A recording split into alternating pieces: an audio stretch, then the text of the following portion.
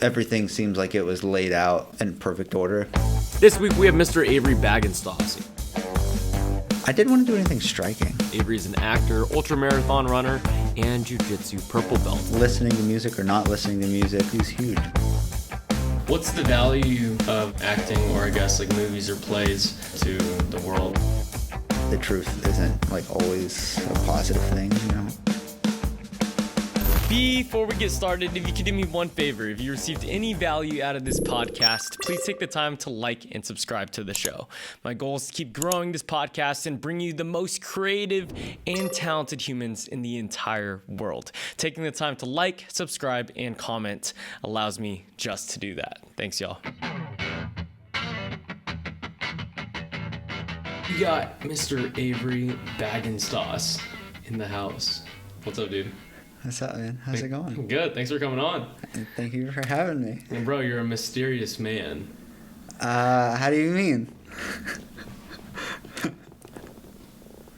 Like, you're really tough, dude. It's admiring. I struggled to put the whiskey down that you just poured me, man. I don't know. I don't feel tough. Because I think I've grown as an athlete from just like being around you, and it's been really cool. Because it's like such a different type of hard than I've been experiencing just in the last few years. It's just through running too, though, right? Yeah, like, yeah. But it's like different types of running.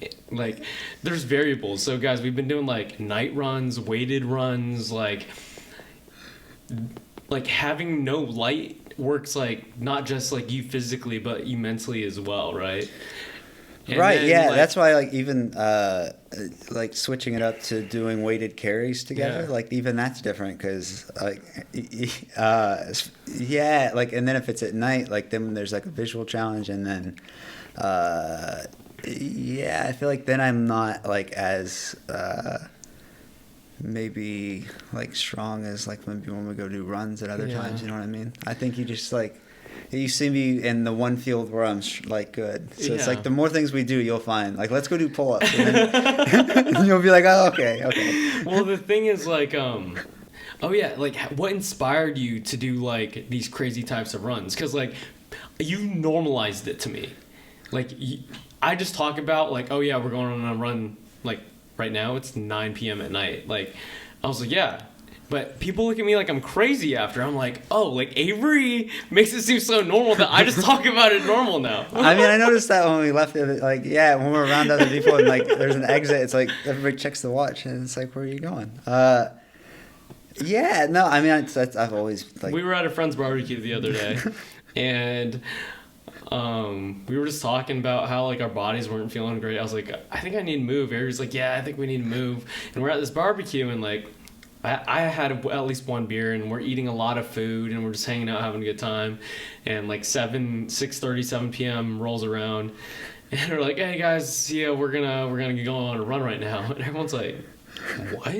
Like, what do you mean? You're like, right now? Yeah, right now. I was like, oh yeah, I guess it is kind of weird. It is also Sunday, like too, which I know that sounds weird, but I feel like I've always in the springtime, fall time, like that last moment on Sunday before the week starts again, like you gotta like reset some way. I feel like that's our reset though. That's what I'm saying. That Because yeah. I think that's my Sunday service. Yeah, it's kind of nice, right? Like yeah. You're the closest thing to Mother Nature, bro. You're just like soaking it in. Yeah. I don't know. Like I'm starting to get that runner's high. Because I thought I used to get it when I ran that marathon in 2019 in LA. But I never got a runner's high. Like, I'm just like, this just sucks. Yeah. Like, in the mountains with, like, more fresh air, and I don't know. I think I'm starting to get that high. You've never had it with sprints? Like, you never experienced it? I mean, you feel good after just because, like, your body exerted energy, but, like, I don't think I absolutely, like, loved it. Like the act. Like, are there ever sustained periods of like 10 minutes or longer where you're like, oh, this is nice? Because you did a marathon 4 hours, under 4 hours. It doesn't really matter. It was but like kind of a sprint. About 4 hours. Yeah. So it's like, yeah. Like, were there ever periods in there where you felt good while also going fast? No? No, but 2 days ago I did. When we were Okay, trekking yeah. I was like, fuck, this feels good. Like prancing in the fucking mountains at night with like sandals on, like closest thing to the ground, and you have to pay attention so well because you got your feet like scratched up. Right, yeah. That's another variable. That's a separate thing. Then that slows everything down too, though, right? Like I feel like compared to the marathon that you're talking about, like that was just on a road flat. Like the focal point is a lot just more immediate. Like I feel like there's not the trails, like you can sort of relax a little bit, you know, and like take your time. Like it's a different 26 miles. And then especially, if you're going to go anything further than that, 50K, 50 miles, 100 miles.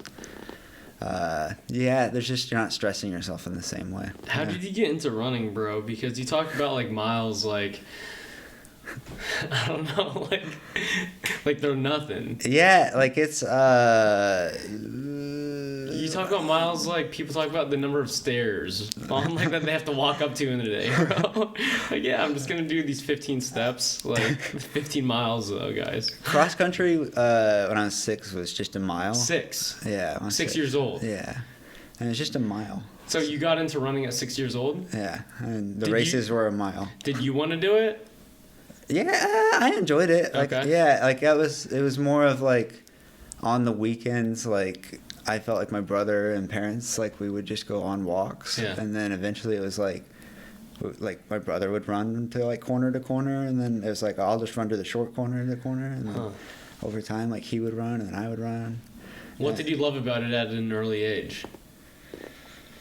I mean, you knew where you were. I don't know if I liked it. I knew where I was in the pack. Like that was the stress about the first like What race. do you mean you knew where you were in the pack? Like going to because we were just running around like kind of for fun, and then there was like kind of a day, like I said, when I was 6, where it was like we're going to a cross country like competition, and it's like there's gonna be other kids, and it's like we're testing, like what are we measuring, and it's like so I was just worried that there was gonna be a pack of like runners, and then somehow I would be like, and the fear was just like in the back. And then, like, it was just like, no, it's going to be fine. Like, you'll just, you'll do your thing. It'll be fun. And it was fun. And I got a little medal. And, like, that's sick. Yeah. And then kind of from there, like, just kept doing it. Like, all these, like, different schools around our area would have cross-country meets. Yeah. And, do you think you liked it because you were good at it? Yeah, it definitely helped. Yeah. I don't know that I did good for a while, though. That was the thing. It was also like your second and third, like I don't know. Yeah. Fourth grade, it felt kind of. Did you run in college? No. No, you didn't run in college. No. What were high school run workouts like? Really hard, but it was just in the spring and it was really quick. But it was like Did you do any weight training from at all? Well, it depended on the year. Yeah. By the time I was a senior, like I don't know what I felt like I did wrong the year before, but somehow not weight training was my answer, and I was just like, just run. So on weekends, instead of like lifting weights, I would just run more. Yeah. And like, then long runs were like 2.5 miles or something like that, and then during the week we would be like, those are just more track workouts. So it's like 12-200, or run 3 1,000s, or like. Do you do any plyometrics at all? No, it's just like running. Yeah. I always find that interesting because a lot of people train different ways to get better at their one thing. But then there's also people who just say, do that thing more. Yeah, I mean, the season's changed, so that's what I mean. So we would be in basketball season hard for like 3 or 4 months. Off season would be summer. And you played basketball as well? Yeah, and then football in the fall. But football took up most of the year because it would be from like May all the way to December if we did well, and like normally, so that was like a 6-month window. Yeah. And then we'd run in the spring, and then like, so there was always cross training happening. Yeah. And then weightlifting throughout, but like weightlifting came and went. just depended on. Yeah. Did you just like all sports growing up and you wanted to do everything? Yeah, because we also did like soccer and baseball until I was like 13, 11. Dang. And your parents never, at least for me, everyone always said you got to choose your one sport, like to get really good at. I mean, running was the thing that kind of centered everything. I don't know what it was. Like, I think we always just felt like it was equal. What do you mean? Like, it's fair. Like, Yeah. running is, it can be a team sport. Like, it definitely is. When it is, it's like really incredible. But for the most part, it's just like from point A to B, like who runs faster. Yeah. Like it's It's very such a simple. simple game. Like there's no argument. It's like, yeah. It's not like fighting where you go 5 rounds and you're like, oh, I'm pretty sure that guy won. Yeah, it's like, know, you definitely won. Even basketball, like it can come down, or football, or any sport where there's referee, like people, like they had to travel from East Coast to West Coast. Like there's always like something, and with running, it's just like, it's very straightforward. It's very straightforward. Yeah. It's like there is a true winner. Yeah. Yeah, so I think we kind of, I don't know, gravitated around that. How is it transitioning from that to running a 50-mile race in sandals? Yeah, like I'm, because that was the thing is Because you're running like what 2.5 miles max, right? Yeah, that was the thing. And you're running the 200 quick. And I would feel like shin splints. I would feel all the stuff and like kind of wind a little bit. Yeah. I feel like I had a lot of more aches and pains like 16, 17 than I do now. Yeah, no, same for sure. Which is kind of funny, but I just started doing. I wanted to keep running. That was the thing. Is I don't know. Then I just started doing like 2 miles a day, and then eventually did a marathon, and then another marathon, and then a few other things, and then eventually, trail running. Yeah, it's just been a lot different. Again, it's different when it's a 2-minute race compared to like 14 hours. Like it's just. I don't know. The focus is a lot different. How did you get into the minimalistic running? Because like you take your shoes off a lot too, and we'll go, and you'll be like, I'm gonna do a mile. Barefoot. Because there is science, like I've read, like I don't know if you've seen the videos and articles about like actual grounding and the magnetic force that like goes in your body and everything like that. I had never heard of grounding sandals or anything like that. I was already wearing. Hunter and I had found it was a rubber sole single toe post. And we ran in those for probably over a year. What was the reason? I really don't remember. That's the problem. Like we just kind of rolled with it. You don't know the remember for trying it? No, that's the thing. Like it was definitely the beginning of COVID. Like we were already trying to do Merrell minimal shoes and trail running shoes. So just anything like with like minimal arch or just completely flat. Yeah. But we did like 37 miles in those, and like halfway through, like my laces and the like sole, everything was just blown up because my foot was swollen. Yeah, okay. No, in the shoe. Like we were still on like minimal shoe, and like the shoe was just blown up. My foot was swollen, and it was just like the second we kind of undid everything, it was like, oh, that was the problem, and then it was like, oh, well, if that wasn't a problem, like this wasn't that bad, and it was like, oh shit.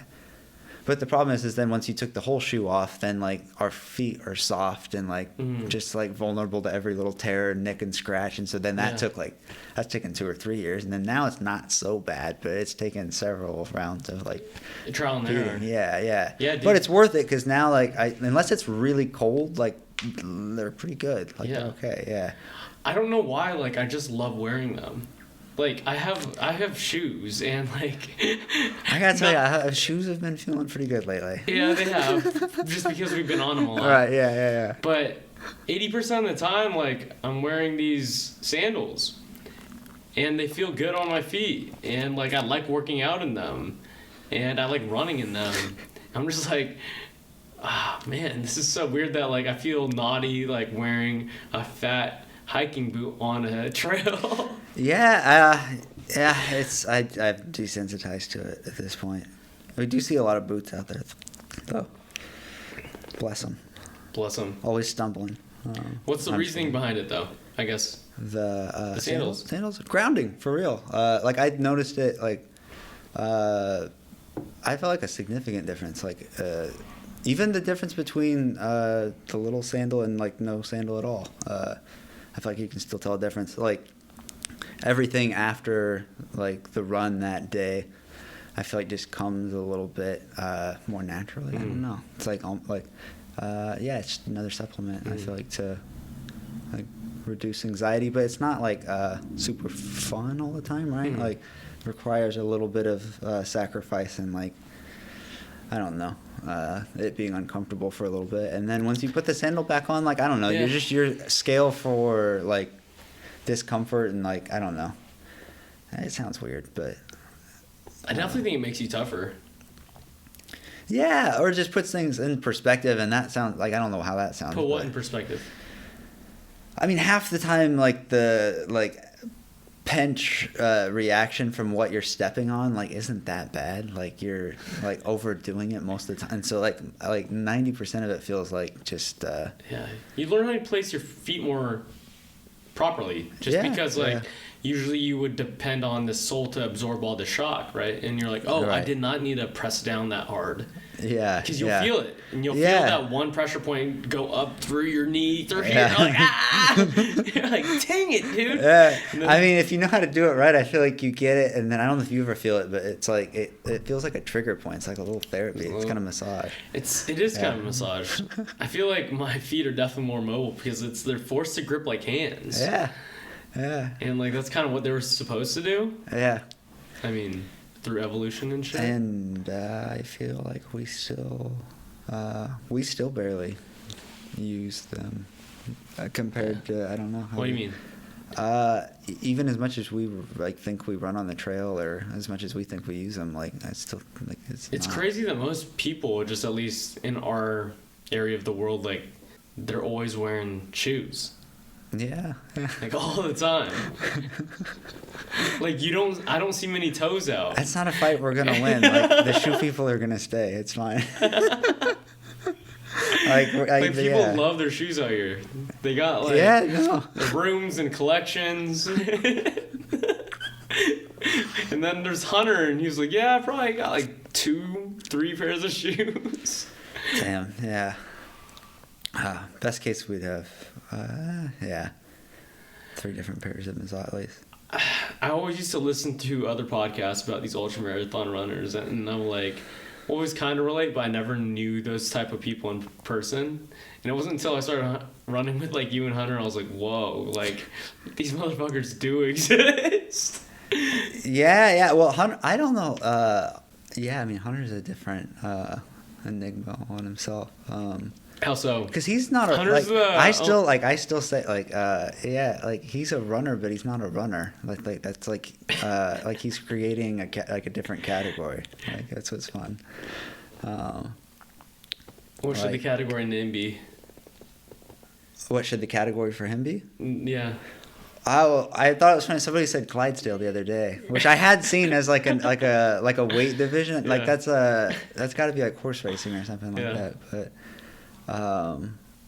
But like I don't know. He's the one that like kind of has the mental prep down, and like just over 3 years has really kind of cracked the code a little bit. And the nutrition part he just preaches about. Yeah. But then like believing in it and then following up on it, and then like having like 2, 3, 4 like long runs, like 2 35-mile runs and then a 50-mile run where it was like you kind of had proof that like the nutrition and everything was working, and then like the more faith you have in that, and then it's like, oh, okay, like then just a positive snowball effect. Yeah, like then there's anxiety that's like reduced there, and then it's like, oh, okay, then like if you just like I don't know what he'll do next, but hopefully 100 like very soon. Are you excited for 100? Yeah, and the next, Did you ever think you were going to run 100 miles? No. I mean, no. Like, that sounds crazy, bro. Like, you... It'll be, let's go run 100 miles, like... I think, we'll find the right course. We'll do... like, the people telling me, like, what, you're going to run 10 miles? Like... that their shockness is way less than when I'm like, fuck, bro, 100 miles. It's a long ass way. Yeah. No, it'll be good. I think we'll do 65 first or 70. Yeah. Baby steps. But I do think like a couple weekends ago we could have kept going for a little bit. Yeah. That would have been good. What does it do for you? What does the act of running do for you? What does the sport do for you? I feel like I'm good where we're at. I mean, we have you know what I mean? Like 50. I'm pretty happy with 14 hours being like. I think for a long time it's just. I'm happy that like. I can sustain like focus for 14 hours. Yeah. Like I feel like that's kind of what the practice has been, because I feel like my body's been fine. Well, what does it do for you? Like, to inner peace. What are you talking about? Yeah, is it inner peace? Yeah, absolutely. How so? Are most runners like peaceful? It probably just depends on what you see them. Because if you cut somebody off at the wrong time on a track, like they're probably not too peaceful. But no, I don't know that they're any more peaceful than anybody else. Yeah, probably not. That's the thing. Like I don't like it. I think sometimes we like trick ourselves into thinking like it's a consistent practice. It's something like I think. Like ideally you don't get too worked up on, but like I don't know, you can be a lunatic out on a run for sure. Yeah, but I don't know, because like for example, I was in the surfer community a little bit. Like I wasn't part of it, I just went and like surfed and I was around them, and like always thought they were chill people, but when someone cuts someone else off in a wave, like they're throwing hands, bro. Like they are gnarly mean. Yeah. And I was like, oh, that's not what I thought, you know. And I was like, I know physical activity for me, if it's like fitness, weightlifting, running, I'm just a better person from it. Yeah. In my opinion, like that's my experience. Like if I didn't work out or move my body, like and all that tension was built up, like and someone flipped me off at the highway, I'd like cut him off again, right? Yeah. Okay, so in that way, like I'm totally a lot more chill. I mean, that's part of the grounding thing too, right? And like all that stuff. Like I genuinely do feel like I handle like situations like that better. I don't think I can snap at anyone. It takes I don't know what it would take for me. Yeah, I don't know. Yeah. I thought about it the other day. I was like, I think the only time I would absolutely snap is if someone like spit on me. That could happen. Yeah. That could happen. That could happen at your place of work. That could happen anywhere. Yeah. But like, you could say anything to me and be like, okay, bro, like sick. That's fair. And that's what I think moving my body does. Running's like different though. Like it's been filling this void, and like I don't know what it is necessarily, because I have an urge now to be like, oh, I need to be out there. Running, I don't know. It's like I guess a lot of my community's always been built around that a little bit. That's why it was fun to have Hunter.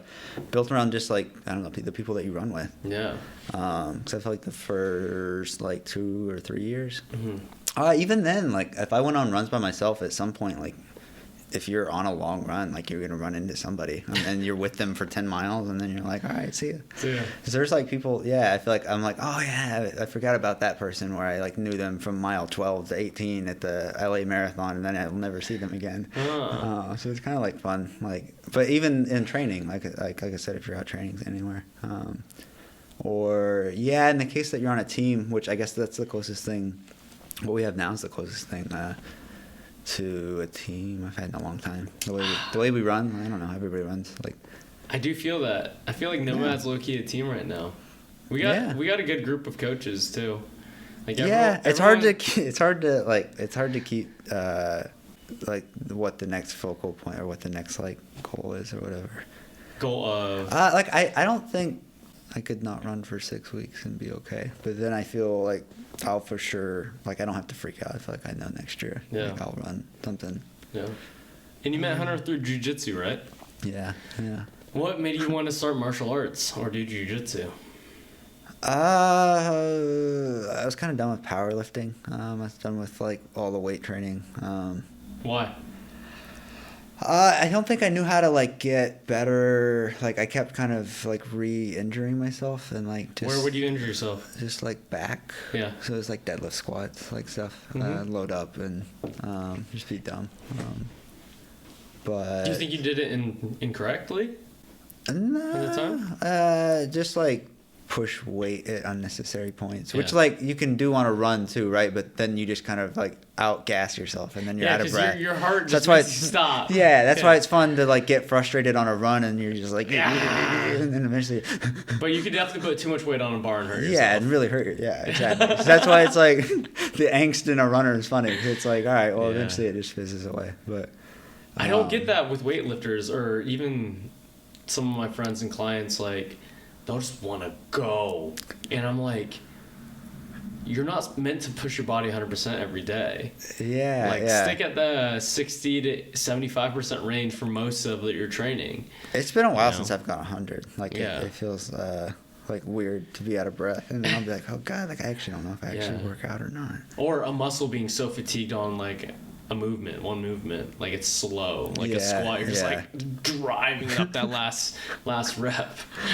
You know, it's like, oh, I don't know if that thing in my back popped. Yeah. Or your quads are just like absolutely pushing to its like less. I think to get rid of that, I just squatted every day for 2 years. Yeah. Or something. Yeah. But then it's just like, to what end? So you want to get into jiu-jitsu because you're just like, I'm over this? Well, yeah, like I was in shape and like I was running, like at that point, like still pretty like well. Like I would do like 2 miles or something. And this is no sandals? Nah, it's just still like shoes. Like, shoes and everything, all that stuff. Yeah. On the road? I did, yeah. And then I did jiu-jitsu for like a year at least. Mm-hmm. Why did you choose jiu-jitsu over any other martial art? I didn't want to do anything striking. Like that wasn't my game. Like I even tried. I did for a little bit, like Muay Thai, and it was like, like I'm not equipped. You do have a good Muay Thai build. You're long and lanky. But like I don't move my feet well, and like there's other problems, and like I'm not. Jiu-jitsu is just a better combination of like things that I would want to practice anyway. Like it's. Like I feel like I can train that and not feel bad about not doing chess. Like I can, kind of get that. It's out definitely there. a mental game for sure. Yeah, so it's like it's super creative. Yeah, and that's I think why like I kind of gravitated towards Hunter a lot, and like I mean just over time, like you see, and everybody or the people that hang around the longest like have their own style that you like gravitate towards and kind of learn from everybody in that way. But it's super creative. Yeah, and the people that stay in it the longest, like, I don't know, can, like, compare styles and everything. And, like, Hunter, and, like, that's why you got to get back into it. You know your body very well. It wouldn't take long to feel fluent. It wasn't that. It's just, like, I'm at a point right now where I feel like I'm pretty healthy and I want to do some cool things. And I just don't want to get injured because the only time that I've been injured in the last 5-6 years has been from jiu-jitsu. Yeah. It'd be like I'll wake up the next day and I'm like, I feel like I just got whiplashed because some dude was tugging on my head for a 5-minute round. I'm like, God damn, bro. Yeah. And then I'll wake up with like bruises just because like I know some person's had their knee on my quad for 2 minutes. Yeah. All my injuries are not from running. Like they're from jiu-jitsu. Yeah. Like from the knees, all of them. Jiu-jitsu, not running. That too, like I know I'm not flexible I realize I am more flexible than a lot of people, but to like flexible people, I'm very inflexible. Yeah. You know? Like I can't do the splits. Like and like some people could put you in that. What's that jiu-jitsu move where they basically crank you into a splits? Yeah, the truck, and then they like banana split you up. Sure. Or something, and I'm just like I could pull something in that position. Not saying that's likely to happen because it's hard to pull off. Yeah, But you're not elastic at all. Like, do you snap? I'll probably snap. Have you ever pulled anything? Lower back. You're all right. You did cramp. Yeah, you did cramp. I cramped hard. I think you've been the only person to see me cramp in the last 5 years, bro. Thank you for sharing that with me. We were on shrooms, guys, and we were running we started at like 10 p.m. that night. That was a late one. That was a late boy. And I was like, Avery's like, yeah, like 7 to 8 tonight? No, we're hitting 10 tonight. I was like, yeah, 10 sounds good. The up was pretty good, but for some reason on the down, my legs cramped up like so hard, guys. Like I could barely walk. And then Avery doesn't have great hearing. He's slightly deaf. Hopefully you don't mind me sharing that. Oh, all good. And I just hear, woo, woo, woo, like coyotes, and Avery's like, what do you hear? I was like, bro, you don't hear that shit? He's like, nah. And I was like, I don't know if that's a superpower or not. The fact that you don't know, like, I'm out here hearing last night or 2 nights ago, I heard a growl for sure in a bush. And everyone's like, oh, what was that? And I'm like, bro.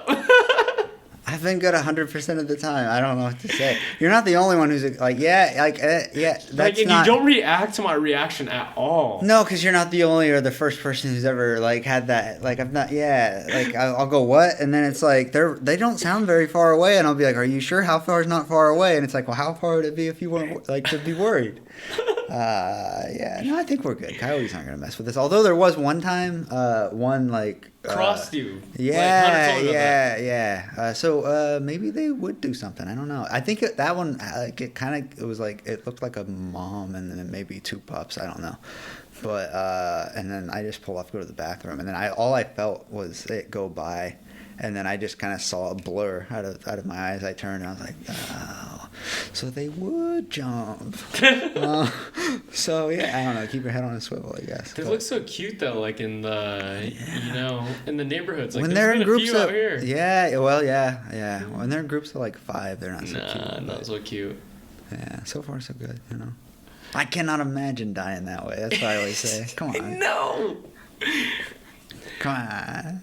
Because even, like, I got this really crazy text message from a coworker the other day, and they were like, I need you to promise me to stop hiking at night. And they were like, I'm thoroughly worried about you. Yeah. And I'm just like, I get it. Do you? No, I don't know. I don't know. Well, people are... If I did, I really wouldn't, because like I quit. Yeah, I just like wouldn't tell I quit telling family. Like I don't know. Like, yeah, I went on a night run. It was like, oh, really? Like, could you not? Because objectively, back to me and Avery talked about this a lot. It's like if you don't know the danger, the thing that you should be most scared of probably will never happen because you don't even know about it. Like, we were talking about falling, like, on Mount Baldy, we went up recently.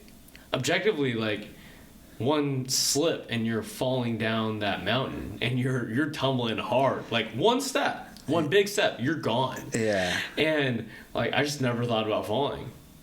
No, yeah, I feel like that's... I feel like that's a safer space than thinking that you might fall.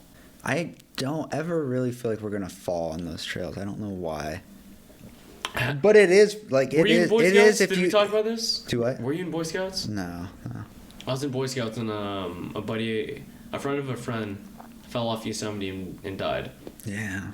And it was a very similar terrain, you know? And I'm just like, oh, that is possible. Oh yeah. At Baldy too, it is. And honestly, on some of like Wisdom Tree, definitely feel that way. Yeah. Yeah, because there's times where you kind of like start to lean. Yeah, especially with the weights. We did it with kettlebells the other day, guys. Yeah. I don't know what that will do, but that will do something. My abs were sore. Yeah, it doesn't feel right. It's fine. Because then that's also the problem. The second that there's something primal about that though, carrying some heavy object up a mountain. Yeah. In minimalistic Which part shoes? of that's primal? Just the taking the command or the... No, I mean, people had to do that, like, to bring water to their villages and shit. Yeah. Carry, like, all those hunters, too. So it wouldn't matter what it is. Yeah, you would do one day. It's, like, hunters do that still today. Yeah. They hike the meat out. We could make a better use of of our energy. We could carry... Yeah, we're just carrying dead weight, guys. Doesn't matter. Doesn't matter what it is. Just bags of sand and metal. There's no use. It's just to make you feel as shitty as possible to make you feel good. I'll put it to use someday. Yeah. Yeah, it's one of the hardest things I've ever done, dude. Like, lifting weight in the gym, like, is nothing compared to that. Like, who did you watch growing up? Like I feel like I wasn't super into like Arnold and bodybuilding, but Tim Tebow, like I remember. Yeah. Yeah. Like, I didn't watch Tebow. I think I was the first wave of like watching fitness YouTubers. Oh, okay, yeah. Like, it's crazy to see them like grow to where they are now, but like the Christian Guzmans who started Alpha Elite, or the Ben Francises who started Gymshark, you know, like those fitness brands, like I would follow their like bodybuilding programs and this and that, and that's all I would watch. I'd follow their like summer shred program. I'd get shredded for like 3 months and then like bulk up and eat McDonald's every day and just try to lift as much weight as possible, bro, you know. Damn, yeah. Oh. I do 2 a days. Like, I looked like a bodybuilder for a hot second. Yeah, I'd work out at Gold's Gym Venice and just like see Arnold there too. Some 8 a.m.s. He'd ride up on his bike with a cigar. Like, damn, this guy's a legend. Okay, it's a lifestyle. Cigars. Yeah. I'm sure that's it's We're gonna get you into cigars, Avery. Probably. I don't know. I feel like cigars would not be good for running, no? I want to say no, but the thing is, like, you don't really inhale. Yeah, right. Yeah. You kind of let it sit in your mouth, taste it, and then you just let it out. And the benefits of nicotine, just for running, are pretty good. I don't know if nicotine and I get along. That's another unfortunate one. Shit your brains out? Yeah, no. Just fucking throw up. Oh. Yeah. I have a bad relationship with chewing tobacco. That's what it is for me. Yeah, I guess I don't know. Have you ever tried it? Yeah, chewing tobacco. Yeah. Yeah, that's where I've thrown up. Okay, me too. Yeah. My first experience with it was I was on the golf team in high school, and a buddy of mine was like, "Oh, you want to try some chocolate?" He was my like senior. I was his freshman. Yeah. It wasn't chocolate. It was chewing tobacco, and so I like started chewing it like. Chewing tobacco, guys, and I was like, yeah, I don't know. Yeah, yeah. What has jiu-jitsu and or running like done for you? Like, yeah, both of them are I mean, that's why it's funny to not do jiu-jitsu and then run for a little bit and then go back to jiu-jitsu and feel like you got better at it without doing it, but. Just a lot of the same things. I don't know. Like a lot of the patience, I feel like the mindset in both of them, not being like overreactive to like unexpected. Like if you're rolling with somebody and they do something, I don't know, that like isn't expected, like you don't react in a way that's gonna compromise you, or like you just learn to be like a little bit more in the flow. And then running's the same thing. Like, you know, if you misstep and hit your foot and stumble or something, like if you get really frustrated, then that is going to mess you up for the next 10 miles. Whereas if you just reacted a little bit differently, then maybe like you can not burn as much energy. So it's just both of them, I guess, just learning how to like just chill and plan ahead when you can. And I don't know. Yeah, I think the patience thing is huge. Yeah. Because that trail is as long as it is, and you have to stay present for that long. You have to the finish line isn't going to be in 5 seconds.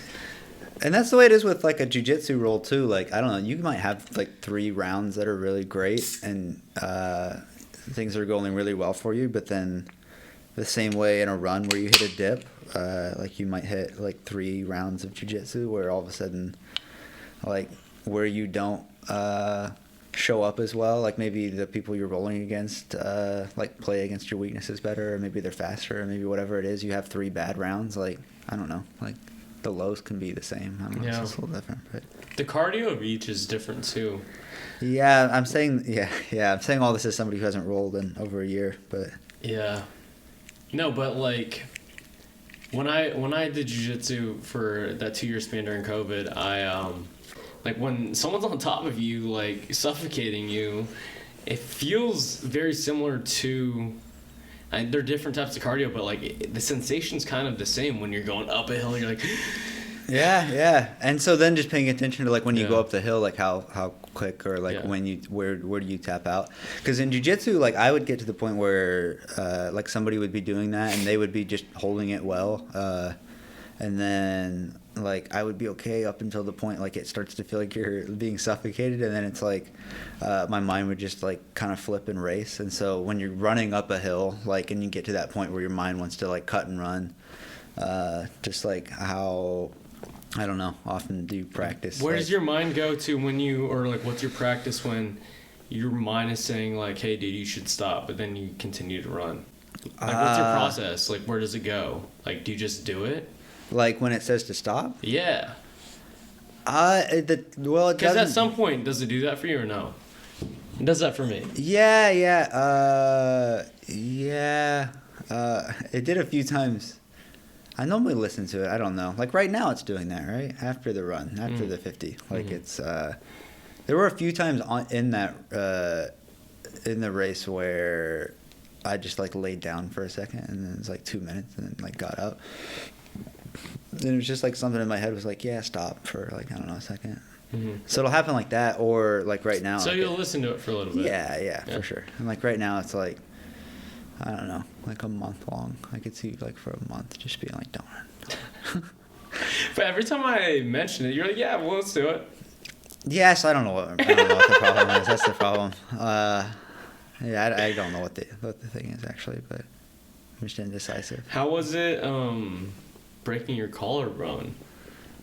I was well, yeah, it sucked. But Avery basically was rolling jiu-jitsu, and correct me if I have it wrong.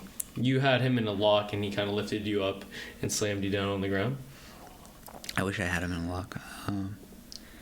He just like I basically got picked up like so we were it was like a fun like jiu-jitsu back and forth, and then it was like I guess when wrestling got involved, like I just got straight up picked up, like he had my back, and then it was like, oh shit, he got my back, and then it was like, there's several different takedowns you could do at that point, but the one we went with was the one where I went airborne, and we landed on my shoulder, and like just right then and there, like it was like, oh yeah, this one's like, I've had collisions before, you know what I mean? I played football, I've like bumped into people, and like I never had a bone broken, bro. What was the sensation? It was different, but like I don't know, like it wasn't that bad. It wasn't until Hunter like kind of pulled the shirt back and like poked at it.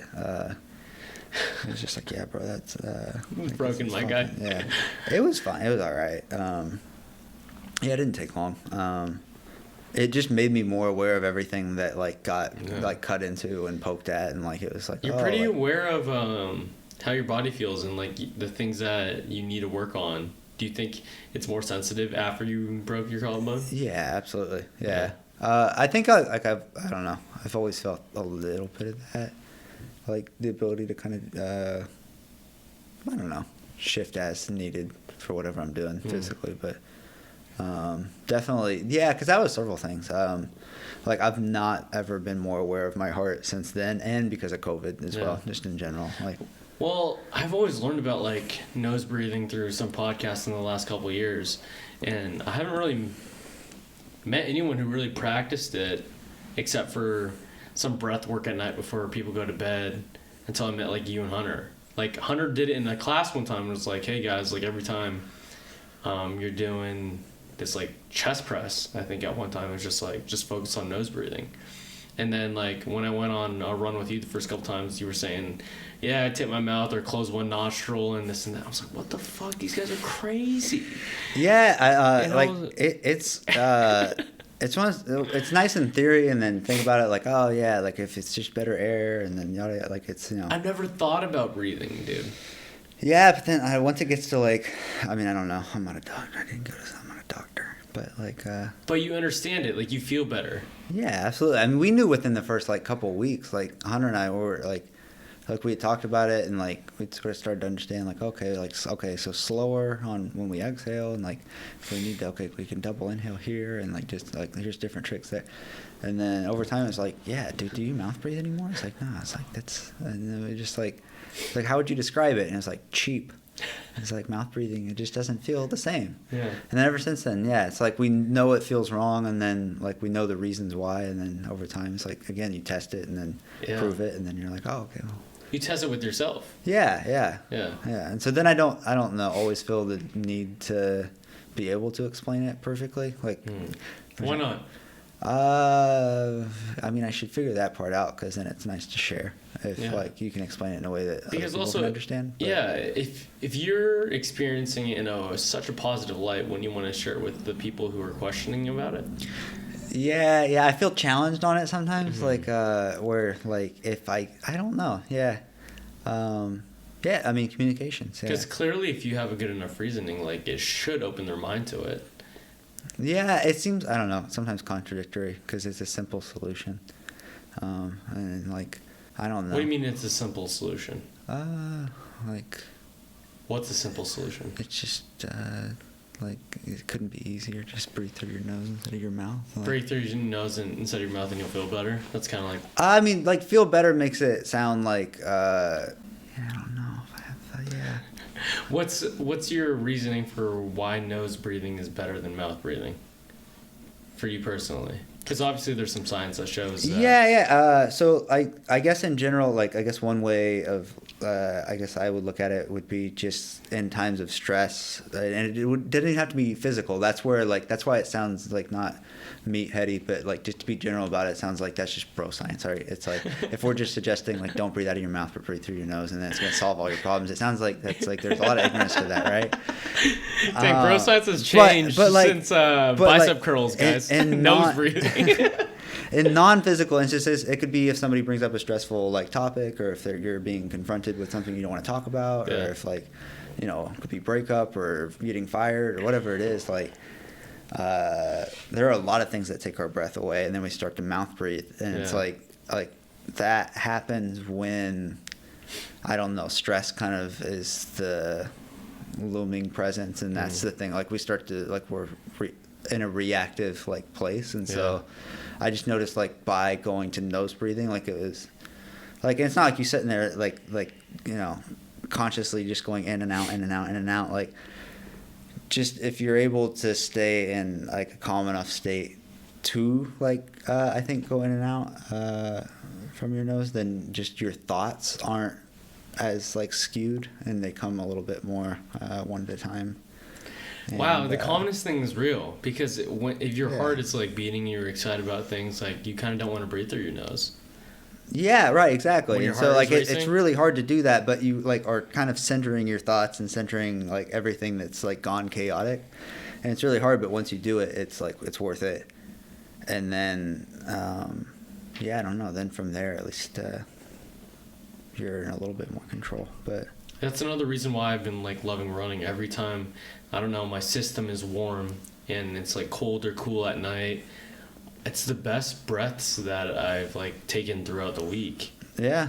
And I'm just like, I could breathe fully. Some reason my nostrils open up, and I'm just like, I could run for a mile without opening my mouth now, which I couldn't do before. And I guess the bro science on that is like the logic behind it is always like once I started running, it was just like you should be able to breathe from your nose. Like we should be able to. And it was just like, okay, so if you're like going so fast that you start to panic, then like you should slow down.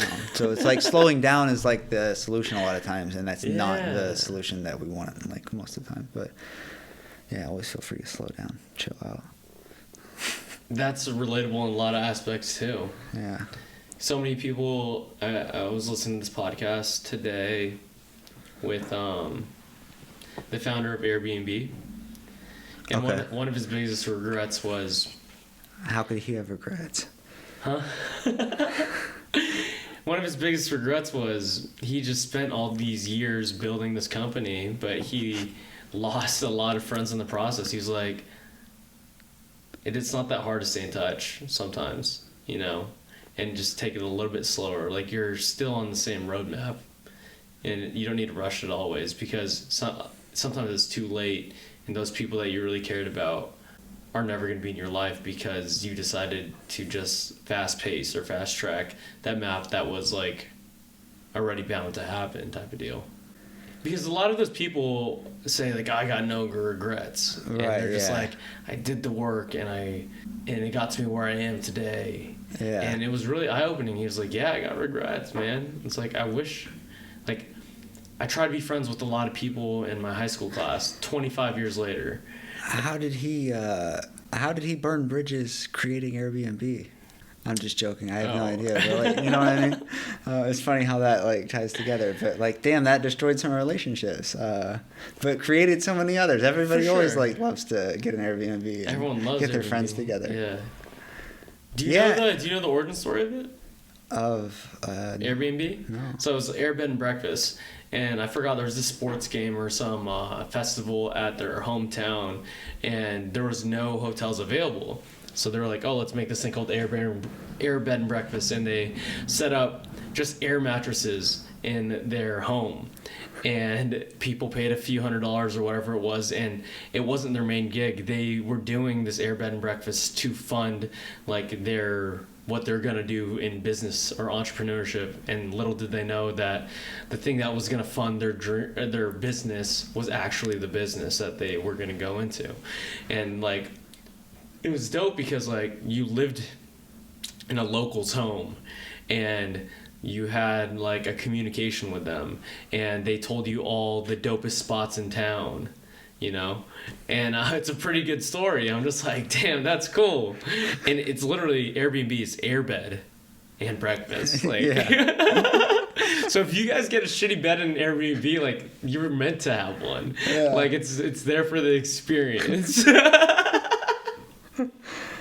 Yeah, they've got the whole market. Nobody else. There's not another Airbnb, is there? There probably is, but like they've definitely monopolized it, and that was like the first thing or first big one. I would love to have 10 different properties in 10 different like beachfront states. Yeah, or not even states, like countries. I just don't know the real estate market and how it works. You know. Yeah. But like I know in different states it's like a lot cheaper than LA, because my mom. We were talking a while back, and she was like, you know, your rent's like more expensive than our mortgage. And then I think about it, I was like, my house at home was really nice. Yeah. Like, that is less than this one-bedroom apartment. Yeah. I was like, oh, like, wildin', bro. And then, like, I went to Texas for the first time. And it was like a $5 Blue Moon. I gave him 10. I was like, you get 100% tip, bro. Because like out here, a Blue Moon at a nice bar is $12. Yeah. I was like, $5 beer, what? Yeah. Yeah, you're from here. Yeah, it's not bad. It's not. It's better other places sometimes. But other things more expensive out here too. Like my hometown, like I think the average rate for personal training is $40. Yeah, like it's all just adjusted. It's the same thing, just a different place. Yeah, like it's some people charge like, I mean, top end trainers charge like $200 a session, $300 a session, Ooh. Which is wild. Damn, yeah. It's like, what else are you teaching these guys, or is it just the clientele? You know? Yeah, probably a little both. Yeah. Because I think to a wealthy person, their health and wealth is more valuable than someone who has less money. Yeah, that's why there are a lot of that's why like we should be grateful for like we get to trail run and like a lot of people can't do it. Climbers get to climb and like I don't know, we get to do all these outdoor things. That while they're hard, like weekly. Weekly. I still gotta take you surfing, bro. Yeah. It's gonna be cold now, but we're gonna do it. No, it'll be alright. I don't know what water temperature sharks like more, but I know that there's at least one report out at the Santa Monica Pier where there was a shark. Oh yeah, they're out there. They are. And yeah, I get it. I heard you're supposed to square up with them if you see one in the wild. I also think it's similar to the running part. Like, it's so unlikely to fall off the mountain. Just don't think about the shark. Like, don't think about falling. I feel a little more in control of not falling than I do about not running into that shark. I did trip out one time. I saw a fin. It was a dolphin, though. But, like, it came up and bumped my board, and I was like, ah! I screamed like a little girl. Honestly, out of all the people. Yeah, and then you realize for like all of a half a second, you're like, oh, that really would be bad. Yeah, you're right, but also like Avery's heard me scream like a little girl because I heard some shit in a bush, and it probably was like a bunny or a lizard. Yeah, that's why it's better not to hear it. Yeah. That's why I think being deaf is a superpower. So I think if there was something there, I think I would feel like it'd be all right. yeah, you don't got some Daredevil shit. You don't. Yeah. I guess that's the opposite. He was blind, but yeah, he had very good hearing. What's your goal with training people? Because hanging around Nomad, hanging around with Hunter and you and Allie, and Serge, it's such a. I learned from all of you in the sense that it's such a different from traditional training, and I know Hunter's had experience in traditional training. Yeah, yeah. But like just being around you guys, it's not traditional training, and like by osmosis or whatever, I do a lot of moves that you guys do now that is unconventional, but there's such a purpose to a lot of them. Yeah, well, I feel like I guess I don't know what the world of fitness has, what it's come from and where it is now, but I do feel like, like it was just, we've all kind of had a conventional phase of weight training and personal training where maybe it was what like it comes to mind for everybody, where it's just your basic just dumbbells and kettlebells and more CrossFit and then that goes to something more functional like a martial art or something where they're striking or more footwork, and then like just the movement evolves, and so I feel like we all kind of came from the same like base background or like a base background of some kind, like Allie might not weight trained, but like we have friends who might have had their foundation in dancing, or they might have had it in some other movement, but eventually like cross multiplied what they learned. So I just feel like, just the way that everybody trains, like. How would you describe it? I think, I don't know if the commercial, like just like saying functional is not really like the thing. It's but, different. I don't know if functional is even the word. Right. Yeah. That's why like I don't know. Because like when people it would help to define it. I mean, yeah, I guess I always lean on other people to already like kind of have their, Because I usually say functional, but functional doesn't really describe that training style. Right. No, I mean, I guess it's what you would achieve with it, like functionality. And it's like, I guess by that we mean like hopefully everything. Like, I don't know, like you'd be able to rock climb, like run, like to me that would be the trail running, that would be all the weight. I don't know. Because there's some 80-year-olds that are gym guys that they could squat all the way to the ground, and they could stand up, and they could move in every which direction, and like they don't have a ton of pain. Like obviously they have body aches, but they're 80 fucking years old, dude. And I feel like that's I guess where we've learned like the patience part of it. Like that's what I don't know. Yeah, I have obviously a lot to learn from people who are, or anybody who's older than what we are, because it's like like they might not have run like marathons or whatever it is that we like what we do, what we relate to, but we relate to we try to through like just the patience we have for one another, because it's like like I don't know, because you have a very old client. And he's fucking awesome, and like shows up with like the best attitude like every day, so it's like. But like you were telling me a story of like you had to test out like the limits in the beginning. You're like, like not everyone can sit up and sit down. But like, but that was just me. I mean, maybe that's me being an asshole. I don't know, because he's like crushing it, right? And like, and then over the time, it's like, oh shit, like my value for patience like goes up, and then like suddenly like, because of my understanding for that has gotten clearer, like then running's easier, because then it's like, oh shit, like he taught me to be like, more understanding in this way, and like, circling back around, guys. I don't know.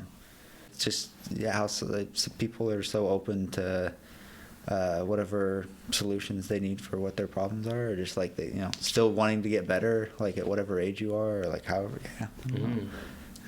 It's hard to, because I at least have family members who just say the excuse of, oh, I'm too old to do that. type of deal. And they're not that old. Yeah. Or my body just doesn't work that way. I was like, did you try?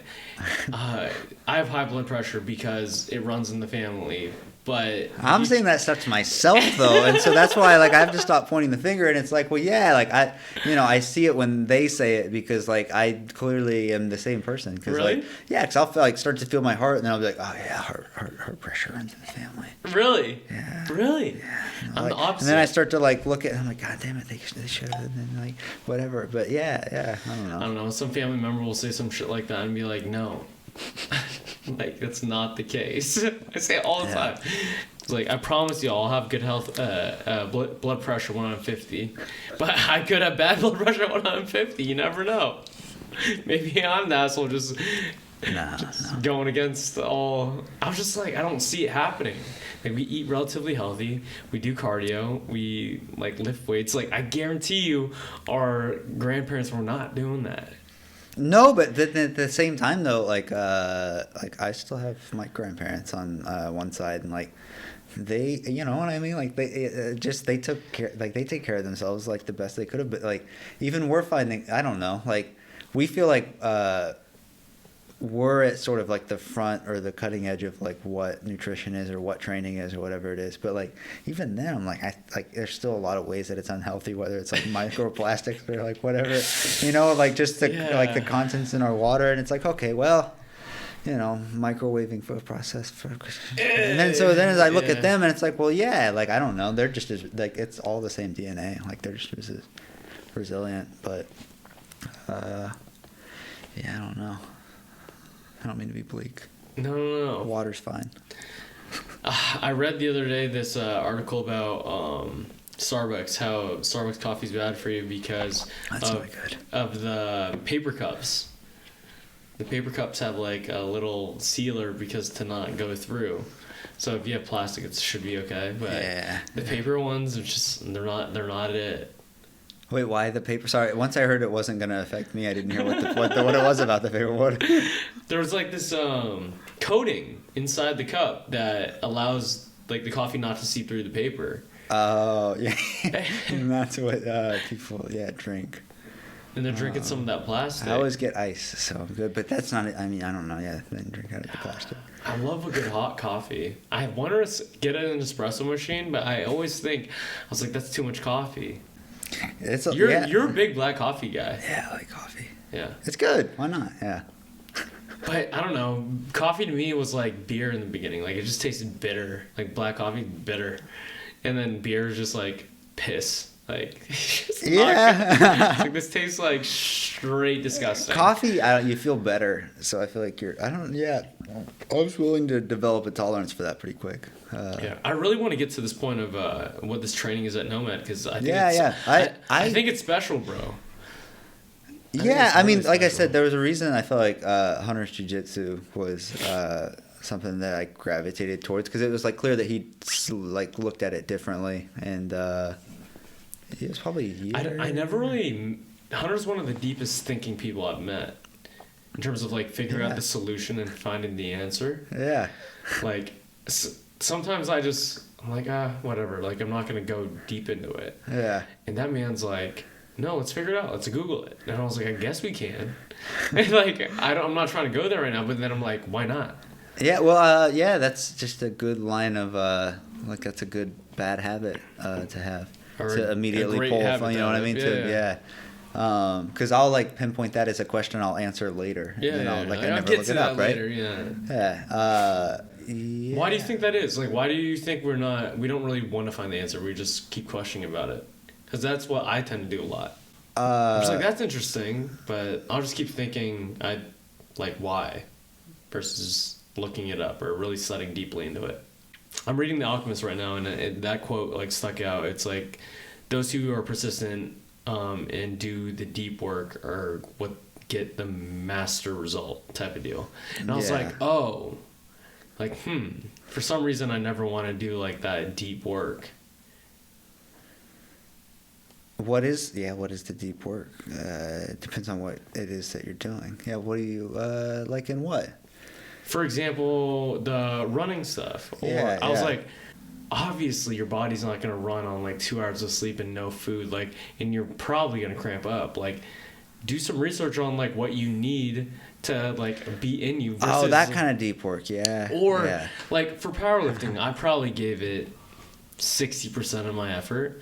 Like I read like one powerlifting book, but I didn't read the nutrition about it. I didn't do this stuff like that. It's like, oh, you're strong enough, you're mentally tough enough to do it, you know, or business stuff or like whatever. I'm just like, yo, like you can do it. Just spend some time, do some deep, persistent work, and figure it out. Yeah, I always, I don't know, I think of the for some reason the deep work as the point, like if you're like in the middle of a run and it's really hard, and then like you start giving yourself the like, I've only had 2 hours of sleep, or I've only had this much water or whatever, like when like there are enough things to tally up against like your mind to like eventually kind of collapse. Like the deep work is when that's where I guess like the runner's high, that's where I don't know if like people experience it in the same place, but I feel like that's where like you experience your runner's high, where you sort of like not like you don't suppress it or deflect it, but like where you're, when like it's clear that all those things are true at the same time, but yet you're still able to like overcome and kind of keep going and find another wave. Like that doesn't always happen. Like it doesn't happen very often. That second wave? Yeah, and I feel like that's like when you're able to kind of, I don't know, concentrate in that space, like that feels like the deep work. But like if it's not in running, then it's like in whatever else like the art form is. But yeah. That's very poetic for running. Yeah, running is poetic, damn it. To a lot of people, I don't think it is. I think it's very like systematic. Well, but like, you know, that's why like listening to music or not listening to music or having a person with you, like, and not having a person with you is huge. Like if you have somebody with you, like even if you're not talking, which most of the times like you would be if it gets like that uncomfortable. You would go on these night runs by yourself sometimes, right? Yeah. Like I've run mostly like not mostly by myself, but for a long time I felt like by myself. So it was like I don't like think I could do that yet. They're completely different. Yeah. I don't think I could do it at night yet. Yeah, they're like, I don't know. I enjoy those. Like you're my safe space, bro. Good, cool. You keep me so calm and collected. Like if I think I'm by myself, I would trip out. Like I think I would be scared of my brains. There's a few points. Yeah, I don't know how I would. Yeah, I don't same. get how you're so same. calm, bro. Yeah, you're so calm. Like Alex Honnold, his heart rate, I think I was looking at, just say super low on these like crazy free solo climbs. Yeah. And like I think you got a little bit of that, bro. I hope. I mean, the problem is I understand. So the problem is like, all right, give me the brain scan, and I'll be like, oh, okay, yeah, I'm a little bit. I don't know what you. Yeah, maybe a little bit. I don't know. I don't know. Like that's fortunately one of the things I have confidence in. I've run for long enough to like feel good about it. Yeah, there was this one quote by this one YouTuber entrepreneur that I really like a lot. It's like, confidence isn't built by shouting affirmations in the mirror. It's by having a stack of undeniable proof that basically reflects who you say you are. Yeah. And I was like, you could say like, no, I'm good at running because I ran a fuck ton. Yeah, and like you know, like that's your stack. Yeah, you know? And like I guess for me, I literally just started running in 2019. Like you started when you were 6 years old, dude. Yeah. Like I started 4 years ago. Yeah. Like you have way more years on me, and the way you talk about it, it's just like, oh shit, like one day maybe. But like I didn't even know you started at 6. Like that's crazy. Yeah. This makes way more sense now. Yeah. And like it like I don't know, it came in a lot of different waves, because 6 to, well, then I high jumped too. So like track and field was just a thing, but I did high jump. Yeah, 7th grade. It's so much fun. What was your highest jump? Wow. The one I'm proudest of is when I was in 6th grade. I jumped 5'2". 5'2" is good. Yeah. I think my highest was 4'11". Yeah. I miss those days. Cause like 4.6 for a long time. Like if I could get that in a practice like consistently, it was like good in 3rd or 4th grade. Yeah. It was fun, Well, but- landing, dude. I just remember landing on the bar. Yeah. Like- Oh yeah. Like you go up and you land on that fiberglass bar. His And you're hips, like, ah! his hips didn't even get over. Yeah, it's a cool technique though. You jump up and then Yeah. you kick your knees over and then you flip on over. It Yeah. looks pretty sexy. Yeah, no, Like- it absolutely does. Yeah. Yeah, you for go up, sure. you jump high on the outer leg. For me, I was like, I jumped off my right still. A lot of people jumped off their left. You should if you were running from the right. I'd run from the left. Oh yeah, you jump with that was the the right. right leg. Yeah. I know, Yeah, okay. but like a lot of people just loved running from the right and jumping with their left. Yeah, that's what I did. Yeah. Yeah. I feel like all the good people did that. And I was like, why? I don't is know your- why. Yeah, I don't know why. Dominant. Because the swinging side would be the right, I guess. So that's your punching side as well. That's my best guess. I don't know. Yeah. Your swinging side is with your right, and you're jumping with the left side. Yeah, if you're planning with the left and throwing up with throwing the right. it up. Yeah. I'd rather throw a right than a left, but. I'm southpaw, Yeah. so that probably makes Oh, sense. you are. Oh, yeah. Do you right? Well, yeah. Never mind. Are you left-handed everything or no? No, Oh, well. right-handed everything. Oh, okay. No, but I do have a skateboard. Like my left foot's on. Okay. A lot of people like the right foot on. You like your right foot on. I think the left foot on and then push with the right. Yeah. Left foot on, push with the right. Yeah. Honestly, with my shoulder, I don't know if I'd get on a skateboard. I never learned how to ollie and shit. No. I learned how to do one cool scooter trick where you would like jump up and then do like a 360 with it and then land on it. That's something. That's a That was start. cool. Yeah. But I was always jealous of the guys who could do like a kickflip. I never understood. And then the what were they called? The ripsticks. Ripsticks were dope. Yeah, I those love was- the ripsticks. Yeah. It's crazy. You don't see kids outside like that. At least I haven't. Maybe it's because we live in LA, but I haven't seen I've seen a couple skating dudes, but I haven't. No scooters, no ripsticks, no skates. Like I'll see like folks our age like out in Venice like on skates Yeah. and like longboards and shit. But I don't know if these like young kids could. I think we have a more mature youth at this point in life. They're beyond skates. I don't. Yeah. I mean, I think they're beyond cursive too. I don't think anyone could write cursive anymore. Yeah. Well, I don't remember probably 6 of the letters in the cursive Really? alphabet. Yeah, I don't know. Cursive is sexy, bro. I love writing in cursive. It is, yeah. Like, God, like thank you notes for my high school graduation. I think I wrote in cursive. Yeah. I just love it, dude. It just Do looks you so ever nice. write? Do you write a lot of handwritten notes now or no? I journal a lot, and I feel like I have pretty good Yeah. handwriting. Yeah. And then sometimes, like when I'm super high, I'll be like, "Let's write this in cursive. It's gonna take 5 times as long, and you're gonna have to remember your thoughts." Because like usually, like typing, you're really good at mostly because thoughts go down quickly. You're like boom, boom, boom. Even if you write 5 words, like pretty quick printed, it still takes a while. Yeah. So now you think about doing that in cursive, you're like, yeah, like you have to remember that whole sentence before the sentence you're currently thinking. Do you? I honestly, once you said journaling, I my mind kind of froze. Do you get emotional when you journal? Do you write about emotional things? Yeah. Yeah. Okay. Not every day. Okay. Yeah. Not every day. But a lot of people journal when they're sad and when they're happy, right? And it's Yeah. like big peaks or valleys in their life.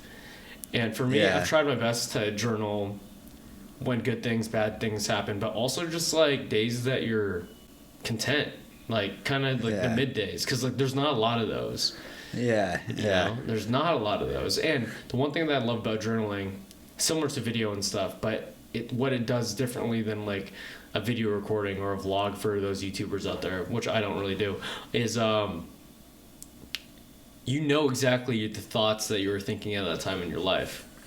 So like if some girl broke up with you in like high school, or like you failed some test, or you feel like a failure at this point, like it reminds you of like where you were in that point, like through your own words. And I'm just like, oh, that's sick. Yeah. Yeah. Yeah, it's different than type. I've never, it'd be weird to journal. Well, not weird, but like you could journal and type. But writing Yeah. it, something about writing it, the penmanship, like you, like, cause yeah, to somebody who can't read it, like if they were trying to determine a mood in which it was written, you know, they would look at how it was written, and then if it was, you know, if your cursive is, if you're super emotional, then maybe, you know, that would persuade or that would influence the way you write. And so it's like, and then like, especially if you're the one who wrote it, and you pick it up. But then if anybody else picks it up too, right? Like they would pick it up, and like that's what any, you know, reading anybody else's poetry is like. If you sit down and read it, you're like, what state of mind was this person in, right? Yeah. We've been talking about emotional stuff because I think it was about a month ago. You asked me when's the last time I cried. Yeah. And I couldn't remember. You're like, you should cry more, bro. And I was really curious. I've been thinking about that statement for like weeks, and I was like, what's so good about crying, and like why should I cry more? And I really thought about it because I was like, is it important to cry? Like, is it healthy? And you're like, yeah, for sure. And I was like, why did he say that so confidently? Probably because I was crying a lot at the time. I don't know. Yeah. So, driving today, I had the same thought because I was like laughing at the same thing. I was like, and then I realized, like, I was like, oh, I haven't been crying like as much. Yeah. And then like I was like thinking about it, and I was like, oh, I don't want like right today now.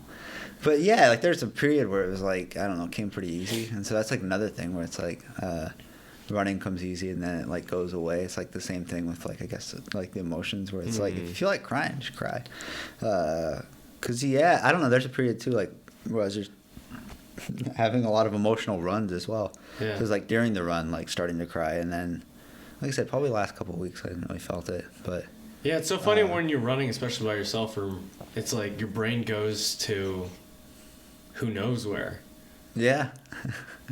Hopefully comfortable places, and I don't know, yeah, like also it's super easy to like just be in thought loops and like keep fixating, and then like that's part of the mindfulness, and that's why like, again, like going more minimal, it's like harder to let your mind wander. Like it can't go as far, right? So like, you have to pay attention more. Yeah, you have to be present. And like you are brought to the present by like whatever it is you're like feeling. Yeah. Like, ow, that was and so if you aren't hurt. looking exactly where you should be going, like, so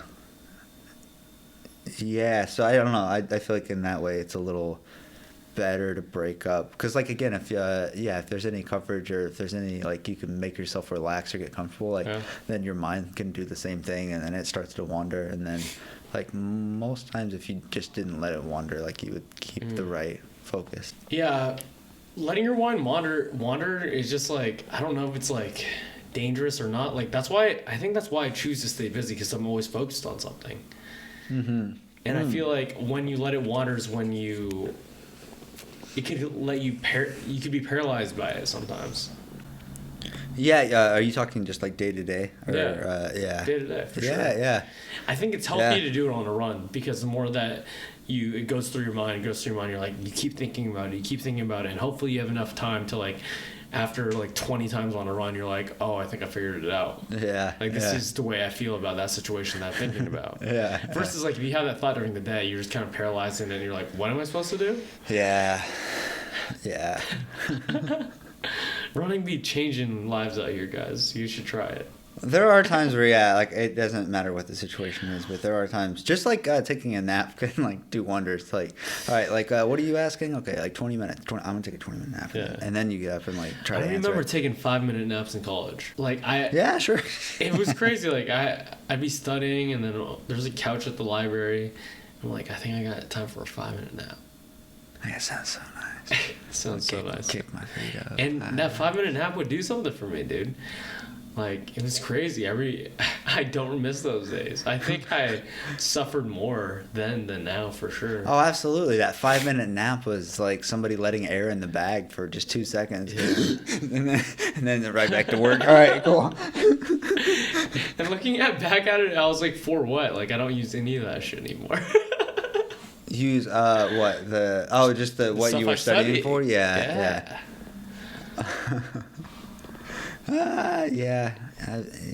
Character building. It was all good stuff. Character building. I'm not so sure. Yeah, I wasn't supposed to be doing that. What do you call it? Bro, you don't talk about acting a lot. I think it was not until recently, since we got closer, that I heard you talk about it. I'm like, what? You're an actor, bro? Yeah, that's why I'm here. I feel like people in the gym don't know that, and then people who don't know me from the gym don't know like what happens at the gym. Yeah. It's kind of fun. What do you mean that's why you're here? Like, is LA the spot? Like, I'm not in the acting world at all. Like, do you have to be in LA to be an actor? No, I don't think you do really any anymore. Yeah, not at all. But that's why, like, I guess I came originally, and I felt like I was here for 3 years, and then I feel like since then, like probably the last 3 years, I don't know that I really needed to be here. Yeah. Like, yeah, you say you're in LA and whatever, and I think that for a while made people comfortable, and then once COVID wasn't a thing, it was like, it's still nice, I guess, if you're local and you're here or whatever, but I don't know if anybody's actually here. Yeah. But I like it here. Yeah. What do you like about it? I guess I don't know. There's been a lot of different phases, but like just anything, man. I've seen like World Series. I've seen the best stand-up. I've had the best food. I've like met the best people. Run the best trails. Like the best everything. Yeah. And like so many people talk shitty about LA, and I'm happy that I have a fellow human who like can talk so positively about it, bro. I love it. Yeah, like it's always, I guess, a strange question to answer because like like if I break it down, it's like I don't know, my day-to-day is just fucking like awesome. Yeah. I don't know. Like I get like I don't know. Like I did like move to Hollywood, and then like there's like obviously like it's I don't know, like you're living in a movie. Yeah, like it's whatever, but that's the reality of the city as well, and then like that's not even anything compared to, like, I don't know. Yeah, Avery's talking about the crazy homeless guy at the corner, guys. yeah But like I don't know, just I don't know. Like all the stuff that you're talking about, like the best food, the best comedy, the best people, like I think that's like so many people stress about, I guess, their living situation or like the amount of money they make or like the quality of life in their, I guess, like personal close home. But like if you take yourself out of that, like you're having a better experience than most people in the world. Like that entertainment, that food, that like everything like that, most people never get to experience that. And I guess with that, now what my mind's on, unfortunately, is like with all of that, like does it come a price? And then you see like some of the things that aren't so like glamorous about, I don't know, like we've also had beach runs where we've run along the coast and there's been like seals like washed up, right? And they're having like reactions to like algae that's blossoming like early in the season because the water's warmer, and then you're like, well, is all this stuff for all these people? And like, shit, well, like I don't know, I thought it was good, but so it's just, I don't know, like you see both ends of it is my point, is like where like like the greater everybody being so close and everybody being like so like on top of each other and influential on top of it, like it does create a lot of good things. But then I don't know what I'm saying. How did you get into acting? That's another one. 10 years from this year. I 16. Yeah, pretty much got into it and did theater for a while, and then what gravitated you towards it? Because like I never had the urge to do it because I don't think anyone in my circle like had an inkling. Yeah, I think well, I mean, looking back, like everything seems like it was laid out in perfect order, but it was like the first play I did like was it was physical comedy, and like the dialect was very specific, and like it was just another practice. I don't know. It was also just the time. It was a lot of different things. Yeah, like the cast was small. Like there was like 3 or 4. Like there was 4 of us, and then we had probably like 4 crew members. Like it was a small group, but it was like those rehearsals were different than a football practice or like a track practice or anything. Yeah. So it was like just a different way to express, like, I don't know, just where we were in that time. And so yeah, dude, rehearsals were just as intense as any other thing that we did. And like I said, because it was a physical show, it felt like a workout. Yeah. And so it wasn't like an uncommon language, because at that point, like, I did at least know sports, and so it was like kind of fun. It was like, oh, okay, like it's a different way to use your body. And then kind of the same like that spring, like it was just more comedy, like shorter 10-minute stuff with like a scene partner and stuff like that. So it was all kind of basic. What did you like about it when you started it? I mean, I liked because a lot of it in the beginning was with another person, whether it was with like other cast members in a like play or whether it was just one other person in like just a scene. Was just the like process of like you would run a conversation or a scene or whatever it is, and then somebody would watch it or a group of people would watch it, and then they would all have an experience that they would basically report on, and like here are our notes. And then if it was a competition, you would get ranked, right? Yeah. So then you're getting that kind of feedback.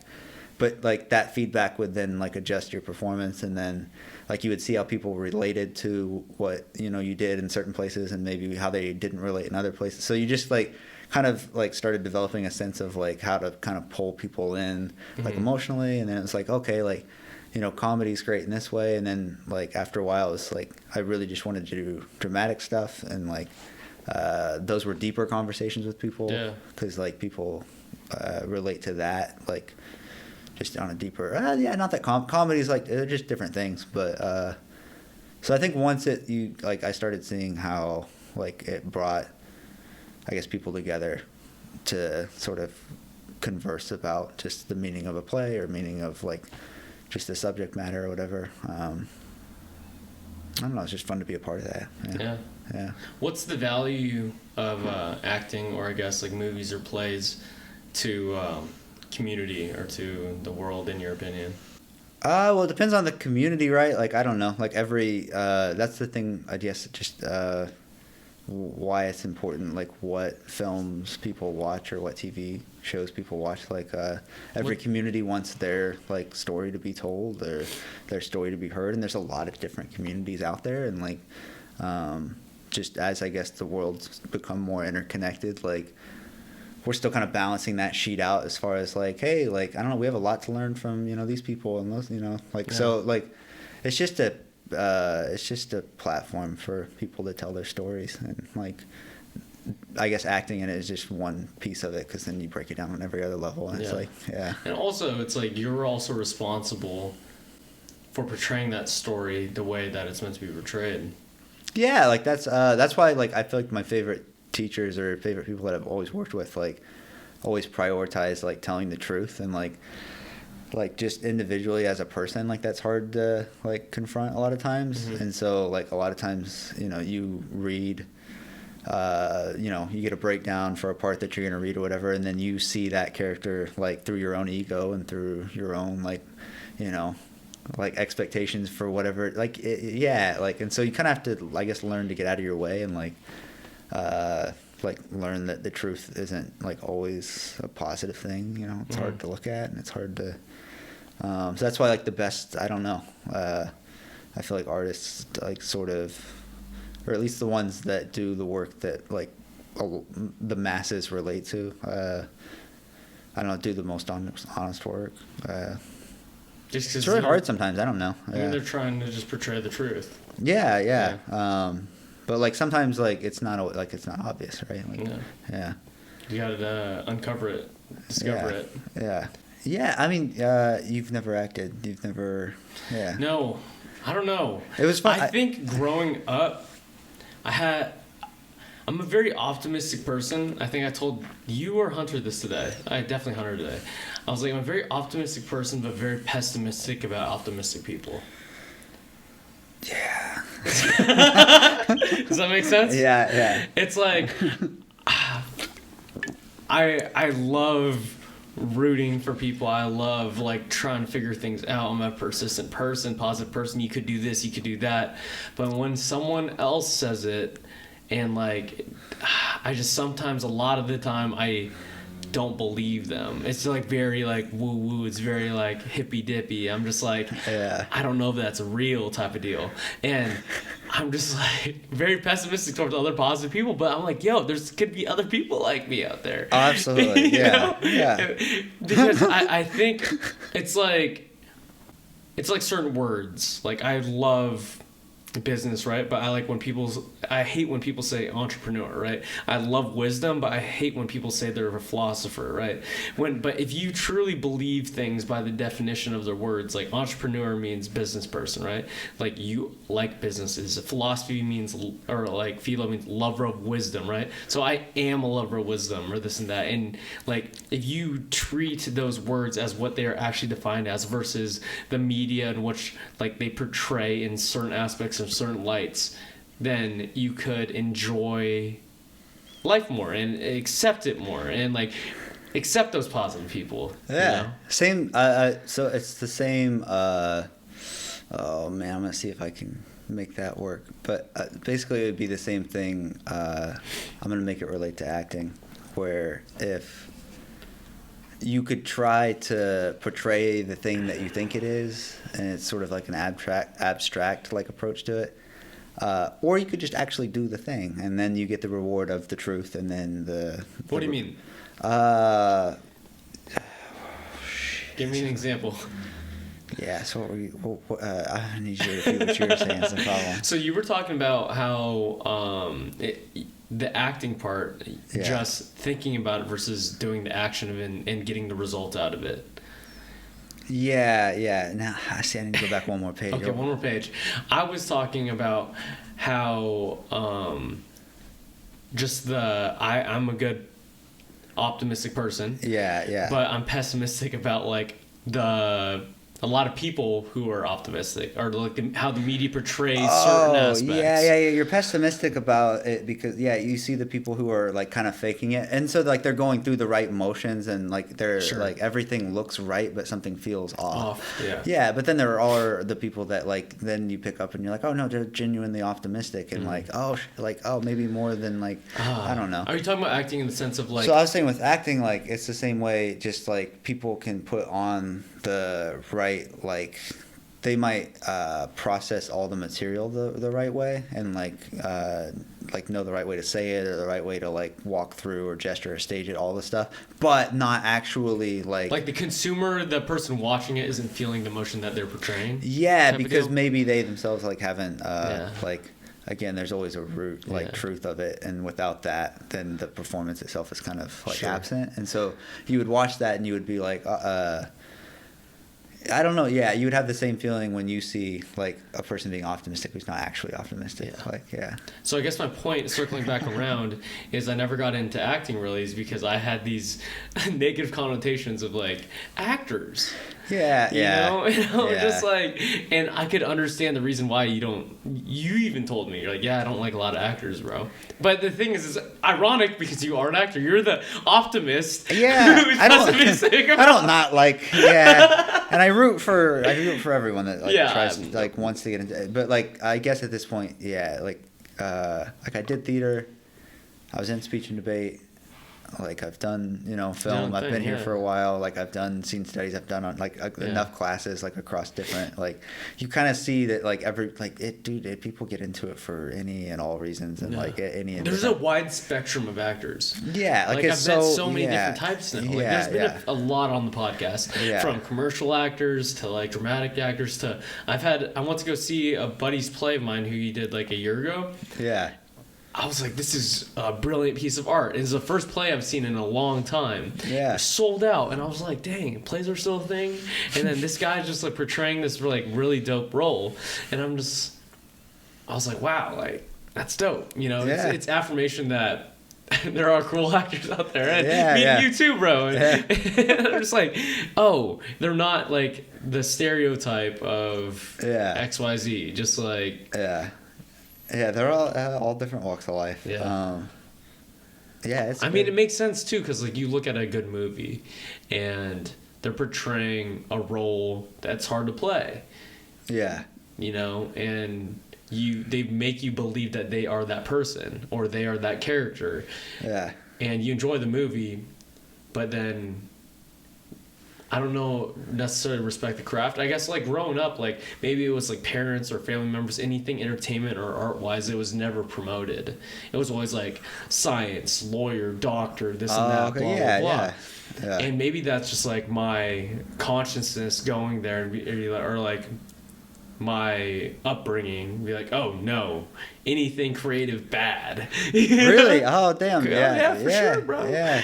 And it wasn't until recently that like went that because it was not promoted. It was never promoted from how I grew up. Yeah. You know, man, at its best, like I don't know, do you like the stressful moments in your life? Was there ever a show or a movie or like any piece of entertainment that like I mean, shit, it didn't have to be out much, like a clip, like music. yeah, I'm like, very motivational guy. Like I love the Rockies. Yeah, okay, that's right. Yeah, Love the Rockies. Like I've watched a ton of those. Dead Poet Society I watched freshman year of high school, and like the lines with like Robin Williams, like Seize the Day and fucking. Okay, so you had that. Yeah, that's where it's like at its best, right? Yeah. And then like they actually get you through like times where I mean, music does that, or that art does that for sure. But like, I would always appreciate it in silence until recently, until probably a couple years ago. Wait, appreciate it in what you said? In silence. Like I'd never really advocated like, oh yeah, movies did this for me, but like I knew they did something. Yeah. You know. Yeah. Like I never told my parents like we'd watch a movie and I get super inspired. It's so funny because the family members or whoever I was with, like, they're consumers of the product. They watch movies all the time. They watch TV shows all the time, but they don't want some person or a child of theirs or a grandchild of theirs to do that thing. Yeah. Why is that? Why is that though? Yeah. I don't know. Yeah. I don't know why. Because like you are a consumer of it. Right. Yeah. Most people are. A lot of people are. I don't know.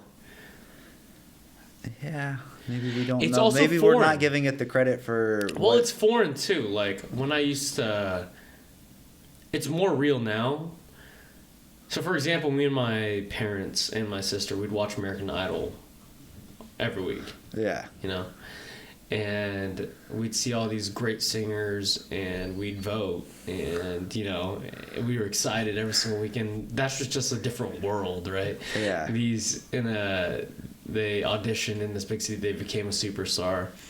And I trained, like, the person who produced American Idol. I trained the head, I guess, vocal coach on it. And I've met a lot of the people I admired on the show. And I was like, oh, you're human. You're not like this. I mean, cool, you've achieved a lot, but you're not this like like you're reachable. Yeah. You're tangible. Yeah. You're a real person. Yeah. Like I bartended for like Adam Lambert, and I've hung out with a couple like friends of friends who were on the show, and I was a diehard fan when I was in 6th grade. I'm just like, wow, like it's possible. Like you're a real person. Yeah. It's not a fantasy land. Right. Yeah. I felt like from 16, 17, 18 years old, like I probably took in 3 or 4. That was so. This is where I like was very lucky, and I got to see like 3 or 4 Broadway shows a year. Like sophomore, junior, senior year in high school, like at least once a year. Went to New York and like would always like stay at the stage door after the show because the cast would always come out. Right? That's like I don't know. Like All live plays they usually come out. Yeah, and like so like you know get the playbill signed and like there was always the interaction after where it was just like oh my god like that was the person on the stage and like would just totally geek out about it and. Every time, it never got old to where it was just like, God, you're like real, you're right there. Yeah. And it's like, depending on the show, like, like they would come out like if it was a hard drama, like if you were just like looking to see what their mood was, like have they decompressed, like what was the process, and so like I don't know, that was always really cool. I guess with. Also, when you're that close, it makes you feel that it's possible. Yeah. Right? Well, the best moment was there was a summer that I was in New York, and I went and saw a show, and there was one cast member in it that had seen a show that I was in like the 2 days before or something. Mm-hmm. And like as he was signing my playbill, I was like, "Hey, do you remember like the show from 2 days ago?" And then he was like, "Why are you talking about that?" And like he looks up and looks at me. He was like, "Oh, And he looked and he actually remembered. He was like, yeah, I saw you like downtown. And it was just part of a program I was in that summer or whatever. But he actually did remember. And I was like, I just felt so cool. Even though I was on the other side of the barricade, like that was one of those things where it was like, that's not that far away. It's like, whatever that is. Like, well, I thought about it too with athletics. I guess for golf, like, I was training at one point in my hometown with, I think he became like the 3rd or 4th ranked golfer in the world. But I saw his work ethic. I saw it was like, and then like I see where he went to. I was like, oh, it's possible. Yeah. Type of deal. Like it's not that far away. Like every day I'd wake up and go to the golf course and I'd be there at 8 a.m. But he was already there for 2 hours. And I'd go home at like 6 p.m. But he stayed for another 3.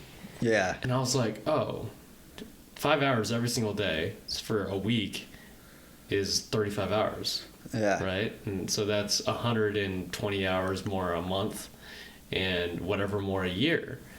Can that much time get you to that point? Probably.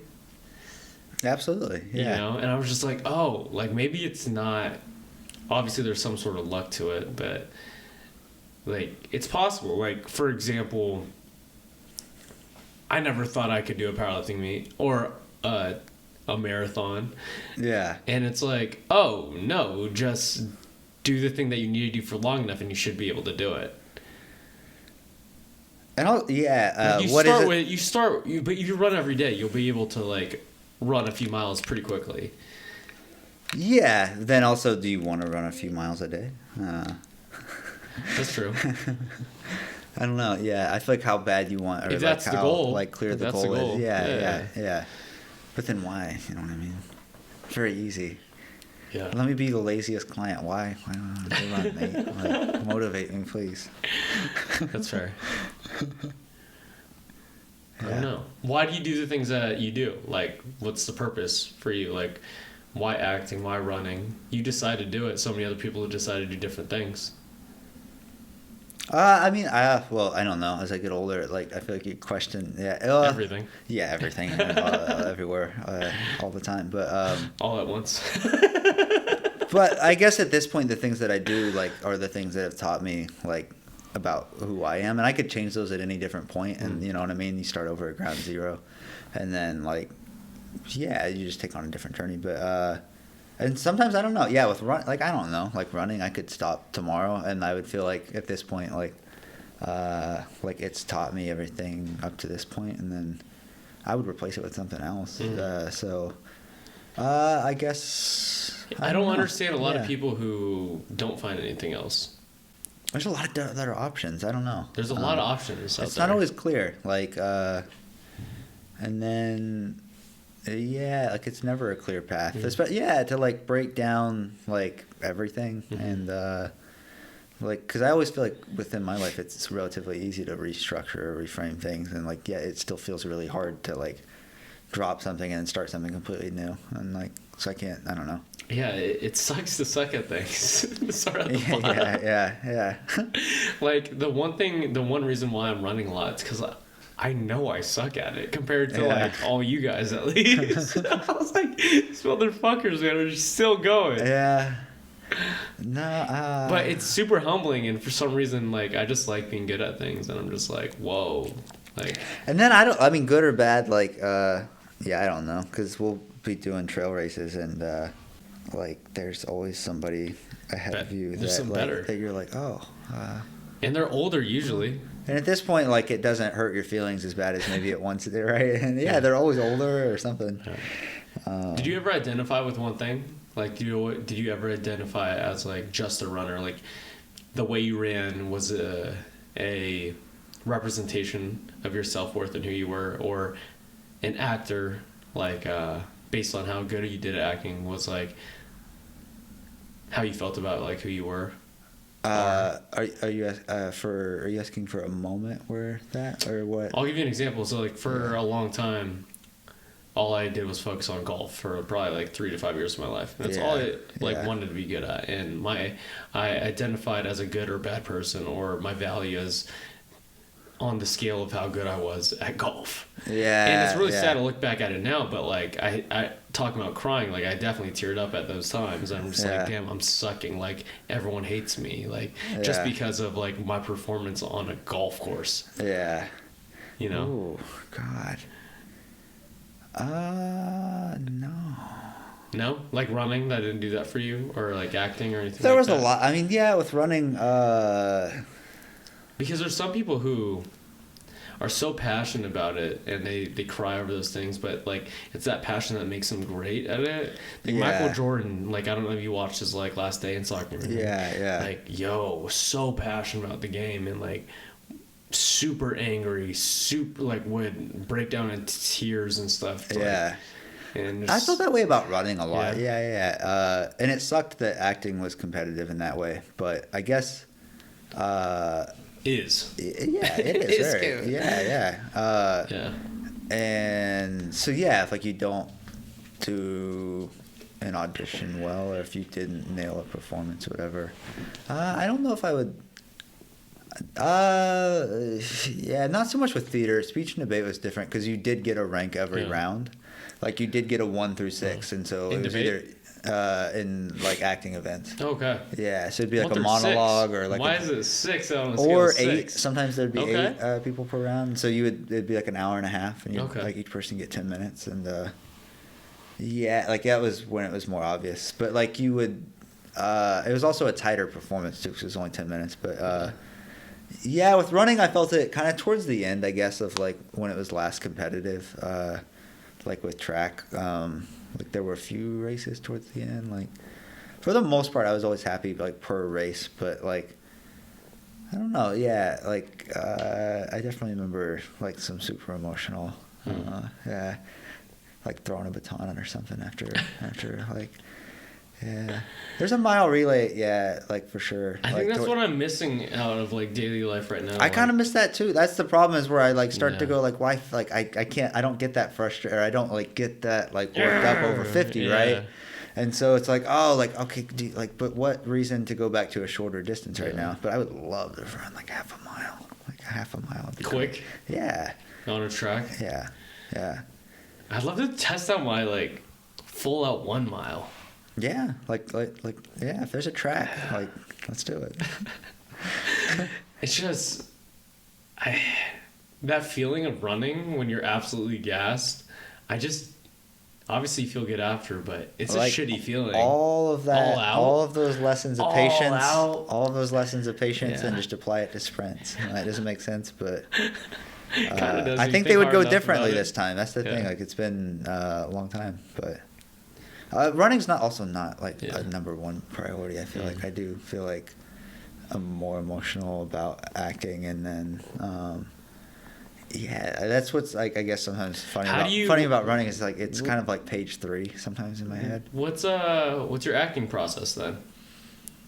It's like changed a lot over the years. Like it's I guess fun now because I feel like there's been a month to 2.5 months of like break. But just like with any other like thing, like an off season is like kind of nice, but it's the same stuff, like patience and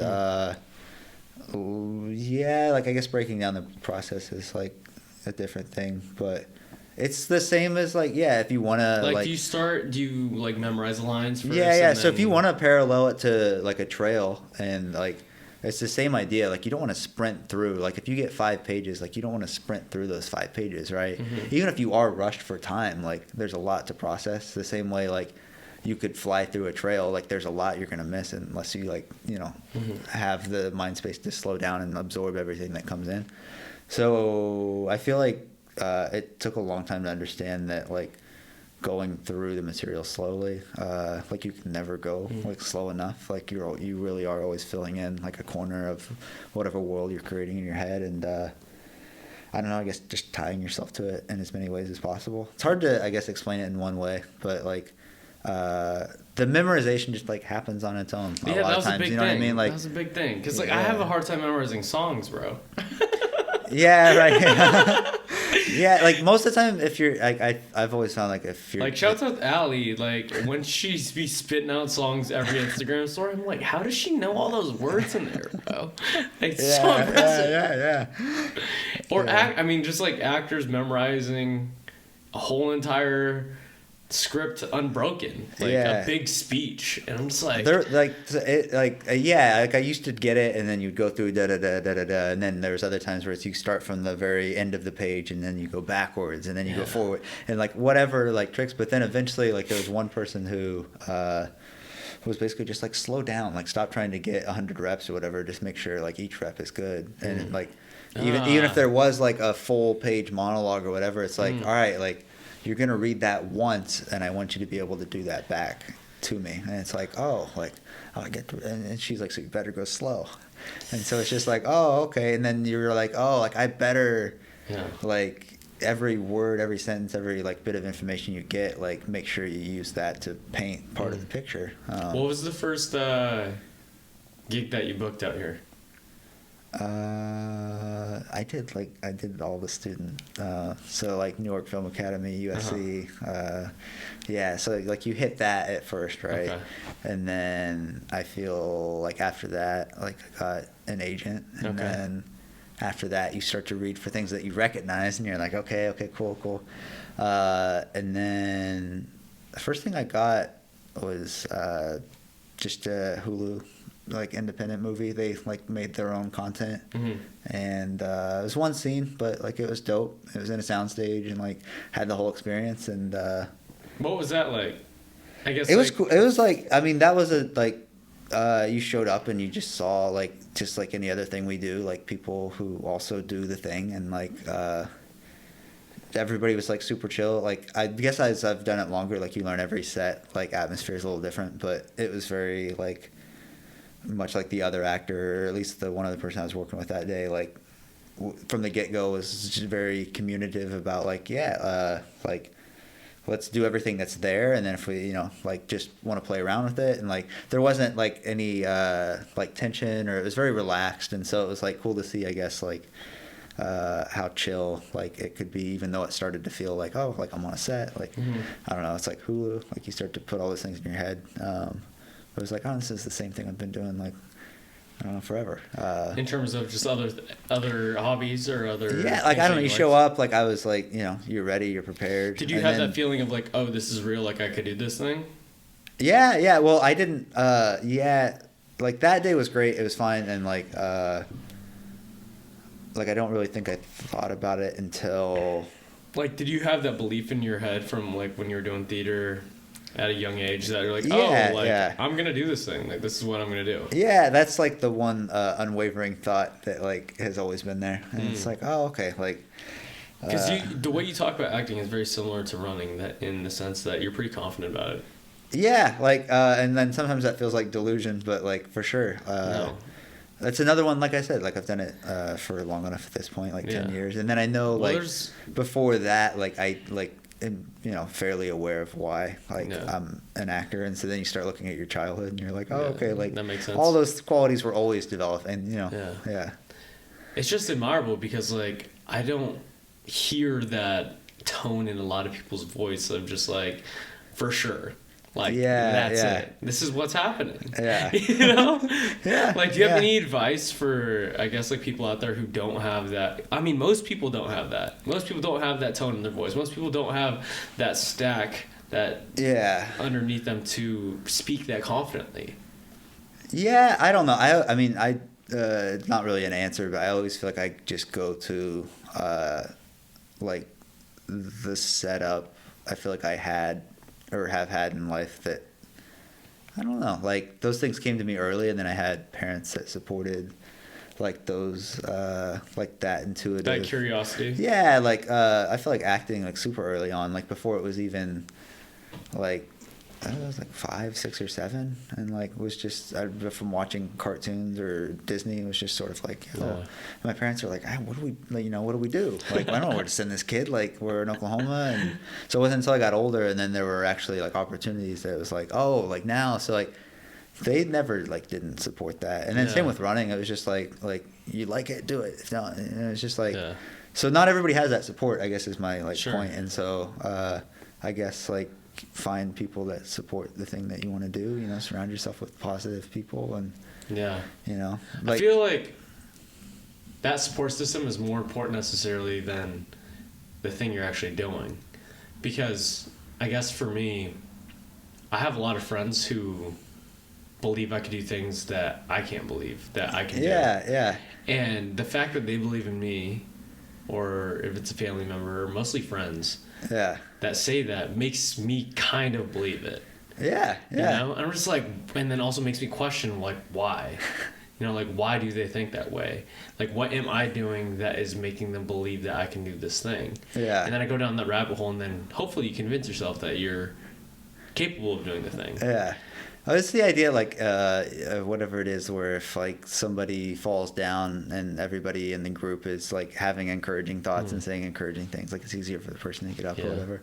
I guess the same thing, like, if you have friends around you that are, like, and, like, that's why good friends, like, I don't know, are, like, even more valuable because, like, again, maybe they're seeing the things in you that, like, you're, like, definitely not going to see. And then the images that they're having of the things that you could do, like, might not exist in your head, but the fact that they put it out there, then it's like you might pick up on that. And then if somebody else is putting something, so it's just like the overall, like, and then you think the same way for your friends, right? You're always looking at like, oh man, like they're good in that way. Like, I know they could do that. I mean, I'm trying just to, any good aspect that I see from someone who I don't have, I try to get it from.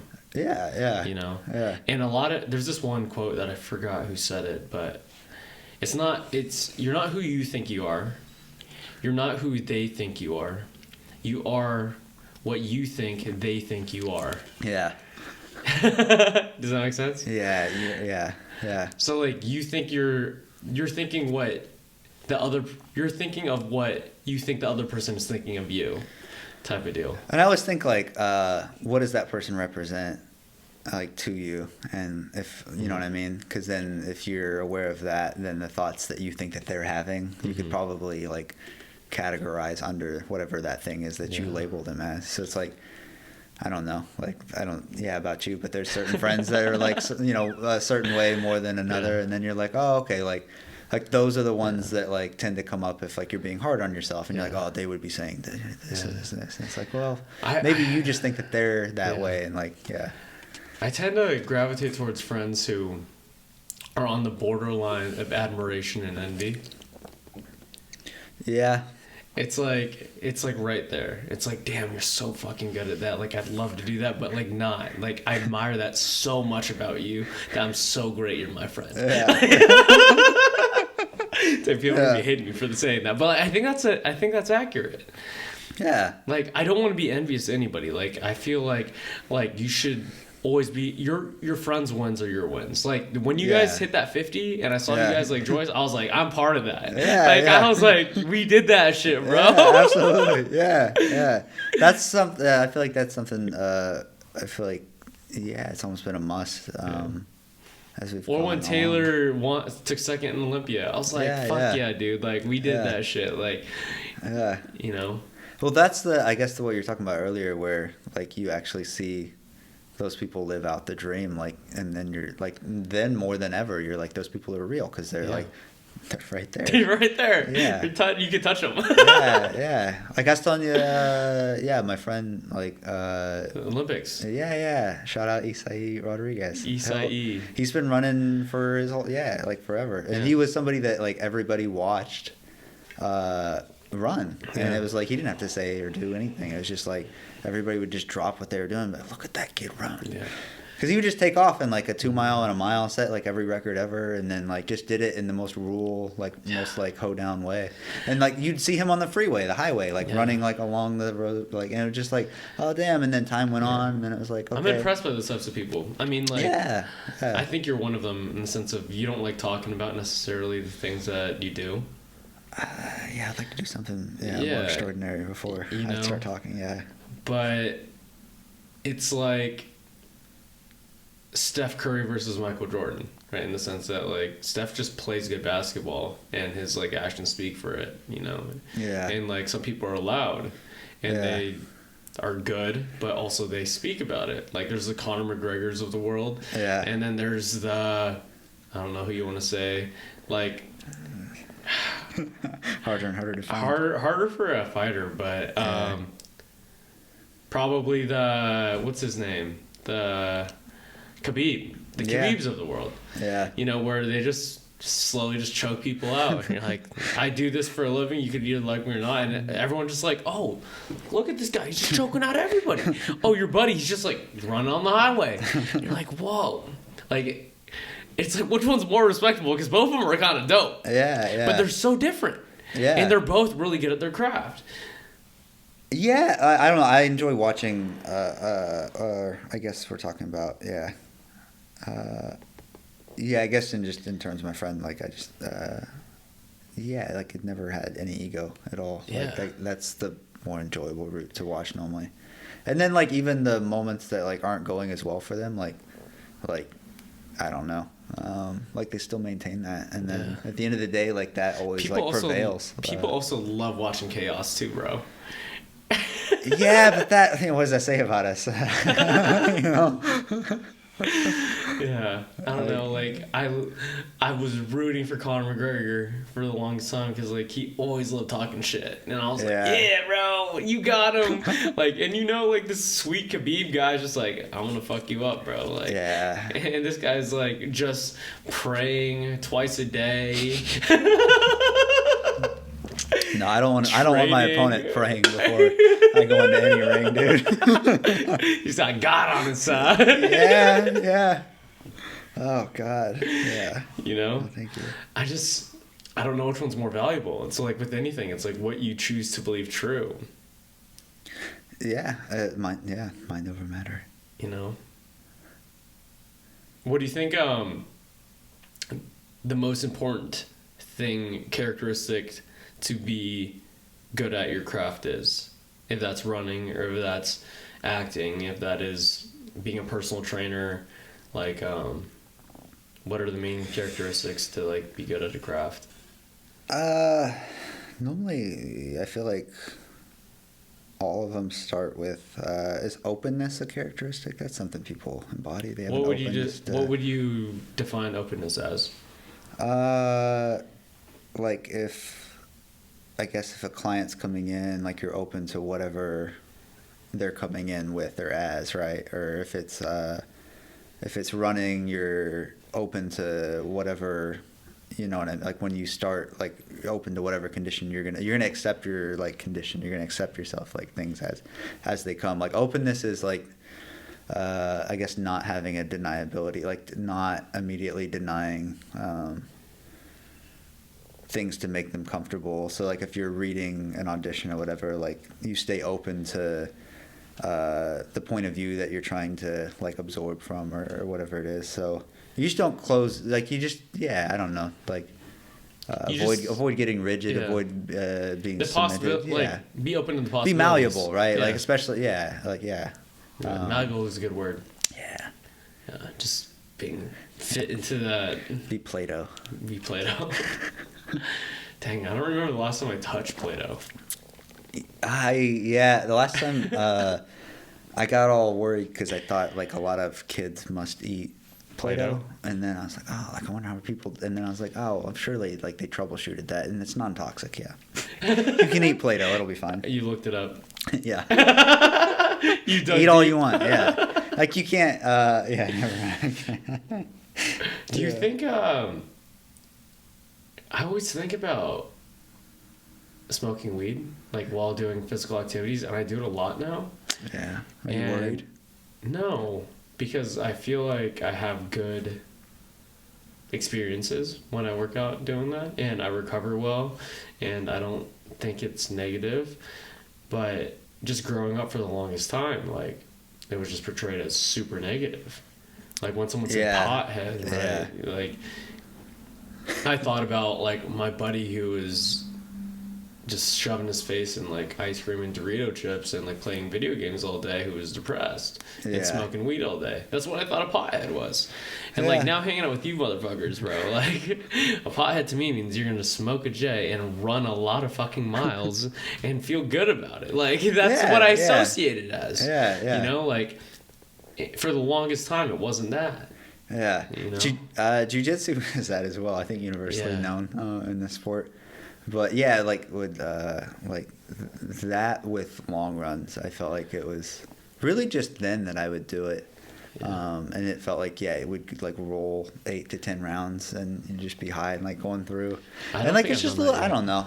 Like it's just it's different. I don't know. I like definitely I think the first time was like I probably did a 10-mile run by myself at night, and it's probably been 3 or 4 years. And then I did do there was a marathon that I had my mom had come out and visited, and like right before I was like, all right, like full disclosure, it seems to go really well if I'm high as hell for this. So like I just went around the corner and like smoked, and then ran a marathon, and then it was like, can we see how this is healthy? Like, because I had the same thing where it was just like a constant like this, like the image didn't fit, and it was like I'm not sure. Like if this is, and then once that all kind of went away, it's like, oh, okay, and then now I feel like we've kind of gone full circle to where it's like, okay, sometimes run with, sometimes don't, and then most times do. But it's just crazy that if you rewind 10 to 15 years ago, like you could be in jail for doing it. Yeah. And that's not that long ago. No, I probably wouldn't have been, but yeah. What do you mean? That wouldn't throw me in jail. Are you kidding me? Why? No, I'm just joking. We all know why. He's a good-looking man. That's why. It's messed up, but like, well, no, not that, but like, it's funny. Sign of the times. What does creativity do for you, bro? Because I feel like just the way you think and the way you talk about running and the way you train people, it's like super creative, for sure. It's like you're expressing your way. I think personal training is an art in the sense of you're picking movements to, I guess, configure or like change this person's body in a way that's helping them. If that's aesthetically, if that is physically in terms of just like an illness or ache, it's you're deciding in the mind to create or decide a certain movement that will help that person. And I think that's super creative. Yeah, I feel like the creativity comes up in or acting and running. No, I feel like sometimes like you have to be creative in like not everybody can read, or like you have to know how to communicate the same thing 5 different ways or whatever. That's like, I guess, as far as like training people, where that comes in, because you have to be creative with how to communicate what it is you're trying to get somebody to understand or like move into. Even if it's the same move, right? Everybody moves differently, so it's like understanding the mindset behind the movement. And do you do your best to articulate the reasoning behind the movement?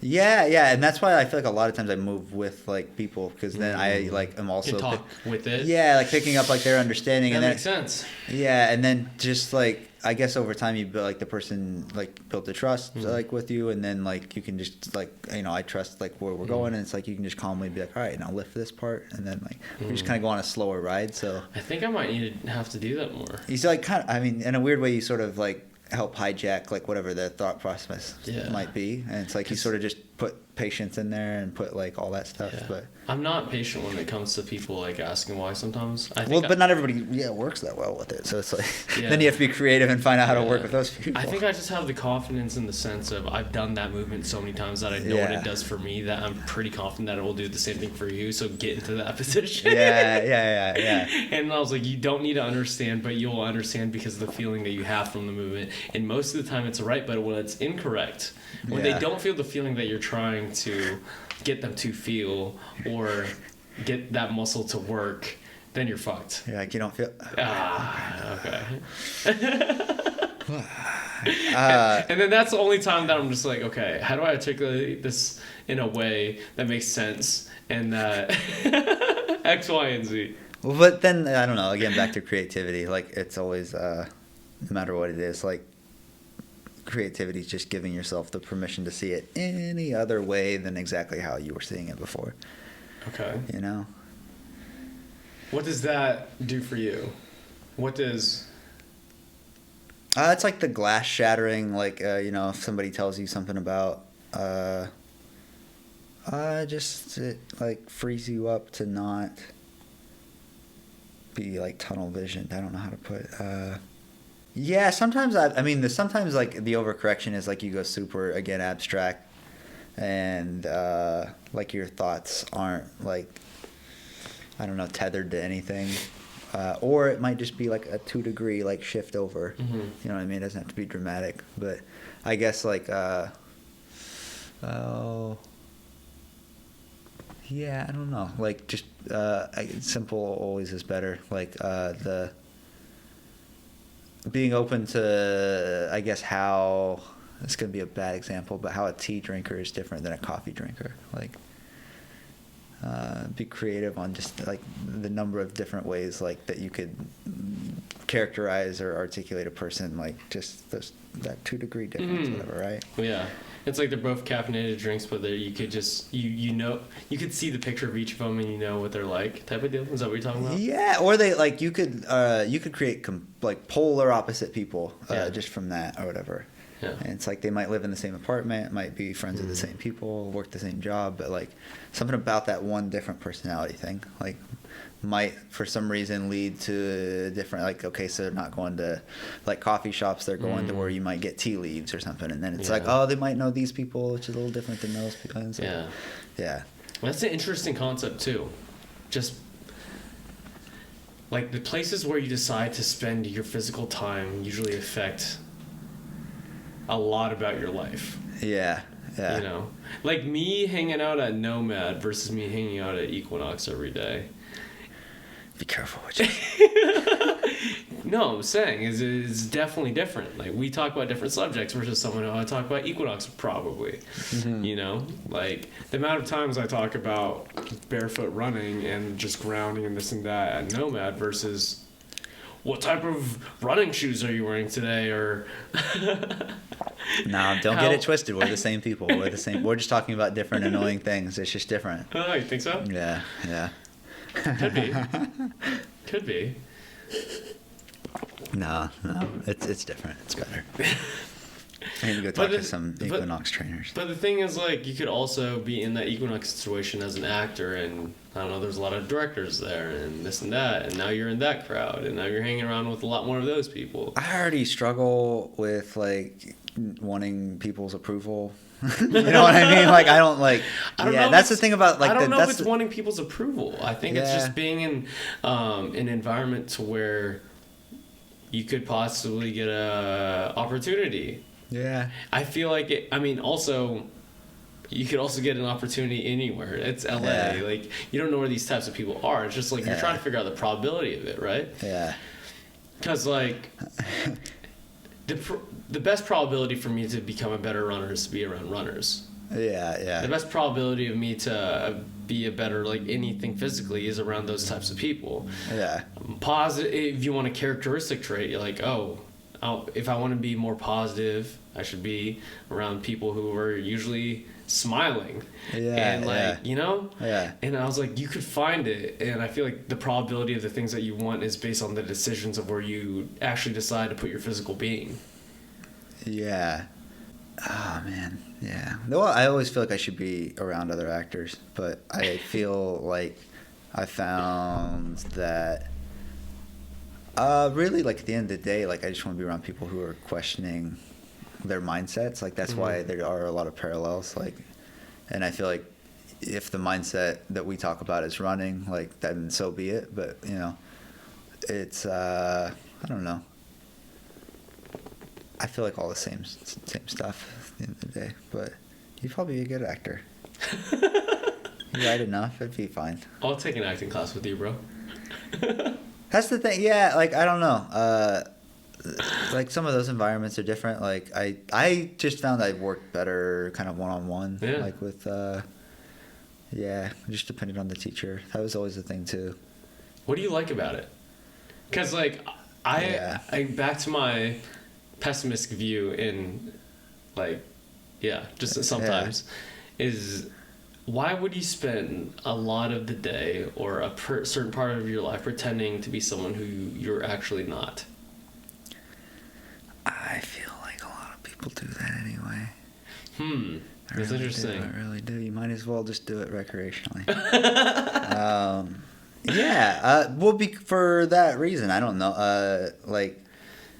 Because you give me a good answer. Because by showing people, like, when people watch a movie or if it's a play or a TV show, like, you're showing people that, like, you understand. If it's, like, you know what I mean? Like, when it's done right and people, like, watch it and see truth and then feel feelings and then whatever it is, like, you're showing somebody that, like, there is another person. That's why, like, it being a human performance, like, is, I guess at least with, like, the last, like, the contract negotiations that have been going on, like, the last 3 months, like, a little bit of it is just, like, the defense. We're talking about the SAG strike, guys. It just ended. And Avery's like, the first actor to be on the podcast after the strike. Yeah. What a treat, guys. Here we go. Just the defense that, like, the humanity of, like, the performance matters, and, like, like, when you do pretend to be somebody else, like, well, and, like, an audience member, like, again, sees the truth and is moved by that, like, I don't know, you're just showing that it's possible to, like, empathize with another person. And well, I asked you this off the air as well, like, a week ago, and you said that I have the opportunity to, like, experience different perspectives and, like, live that person's life for a time being, and by doing so, like, I've become, like, that person's become part of me. Like, I experienced that experience that I probably wouldn't have gotten to get to in my life without pretending to be that person. Yeah. You know? Yeah, I remember, I mean, when I first started, like, there were always people that, like, I mean, crying is, like, the main thing, right? Like, people are always like, can you cry or can you not cry? And then, Are you pretty confident that you could cry on, like, the spot, like, within a few seconds? I don't know, you know? Like, it depends. On, like, a set, I feel like, Sure. like all the homework and all the stuff's good to go, and all the stuff. But there were some people who could do it better than others, right? And, like, you would talk to those people, and, like, typically the answer would just be, again, like, I wouldn't necessarily, like, they wouldn't say patience, but, like, I guess when you're reading, like, material that, like, is heavy, like, the first instinct is to kind of look away from it and to start to generalize, and then you're like, oh, I'm just angry. Yeah. But then it's like, you're not really experiencing, I don't know. Yeah. So the people that would get... Is it different? Because I've never practiced that. Like, the only thing that I could think of closely is when I want to lift a heavy weight for powerlifting. Yeah. I go to a spot that's pretty dark sometimes. Right? Yeah. And it's like, I know for a fact that I would not be able to lift that weight unless I went to that spot. Yeah. You know? But the thing is, like, is that the same as crying? Like, is that going to... Like, yeah. So you're saying same mind manipulation. A little bit? Yeah. And that spot that you're talking about is, like, I guess what... I don't know if a lot of people would have problems with. That's the toxicity in sports culture. Yeah. You know? Yeah, I'd go. So one of my high school teachers, he died from a hit and run. He was training for a marathon, and some guy hit and run. I think my freshman or sophomore year of college, and, like, healthy dude, one of the best teachers ever. Like, wrote my, like, letters of recs, and anytime, like, a lot of the time, like, I'll go to, especially hard runs now, because they're relatable. But for the longest time, it was like weightlifting. I'm just like, fuck, dude, that's so unfair. Like, I'm gonna do this rep for that guy. Like, he didn't deserve to go, type of deal. And I was like, fuck, you know. And I get so angry, and I lift that shit up, you know. Or for the runs, I was like, we have the ability to, like, have our legs work and move up this fucking mountain. Like, a lot of people don't have that ability, and a lot of people aren't here anymore. Like, I'll go there, bro. Yeah. But then, like, I don't know, your mind eventually takes over. Exactly, yeah. Like, I had a few, like, I had a few dead uncles I tried to use for, you know, some cross country. Track. Yeah, and then like you would round that second corner, and then you'd be like, all right, all right, he's gone. I'll see him again someday. Yeah. Yeah, death is a hard motivator, right? Yeah, it's not. It doesn't. Yeah, it's not great. I don't. And then like putting yourself down or whatever it is, like ultimately, it should always be something that's like above. Yeah. But I guess what motivates you? Like what inspires you to get better at the things you're doing or pursue the goals that you have? Yeah, I don't know. With 50, it's like checking 50 miles off was like a big one. But like after that, like I don't really know. Like I do feel like most focus is like kind of going back to acting a little bit, and I'm happy with the 50 because like again that's a 14-hour window of time. That's a long time. And like I always put that in my mind where it's like, okay, that's like a day of shooting, and it's like, all right, so now like my endurance for a day of shooting is like great. Like straight up, yeah. And it's like I know that like I don't emotionally tap out from a race for that long, and it's like how I mean.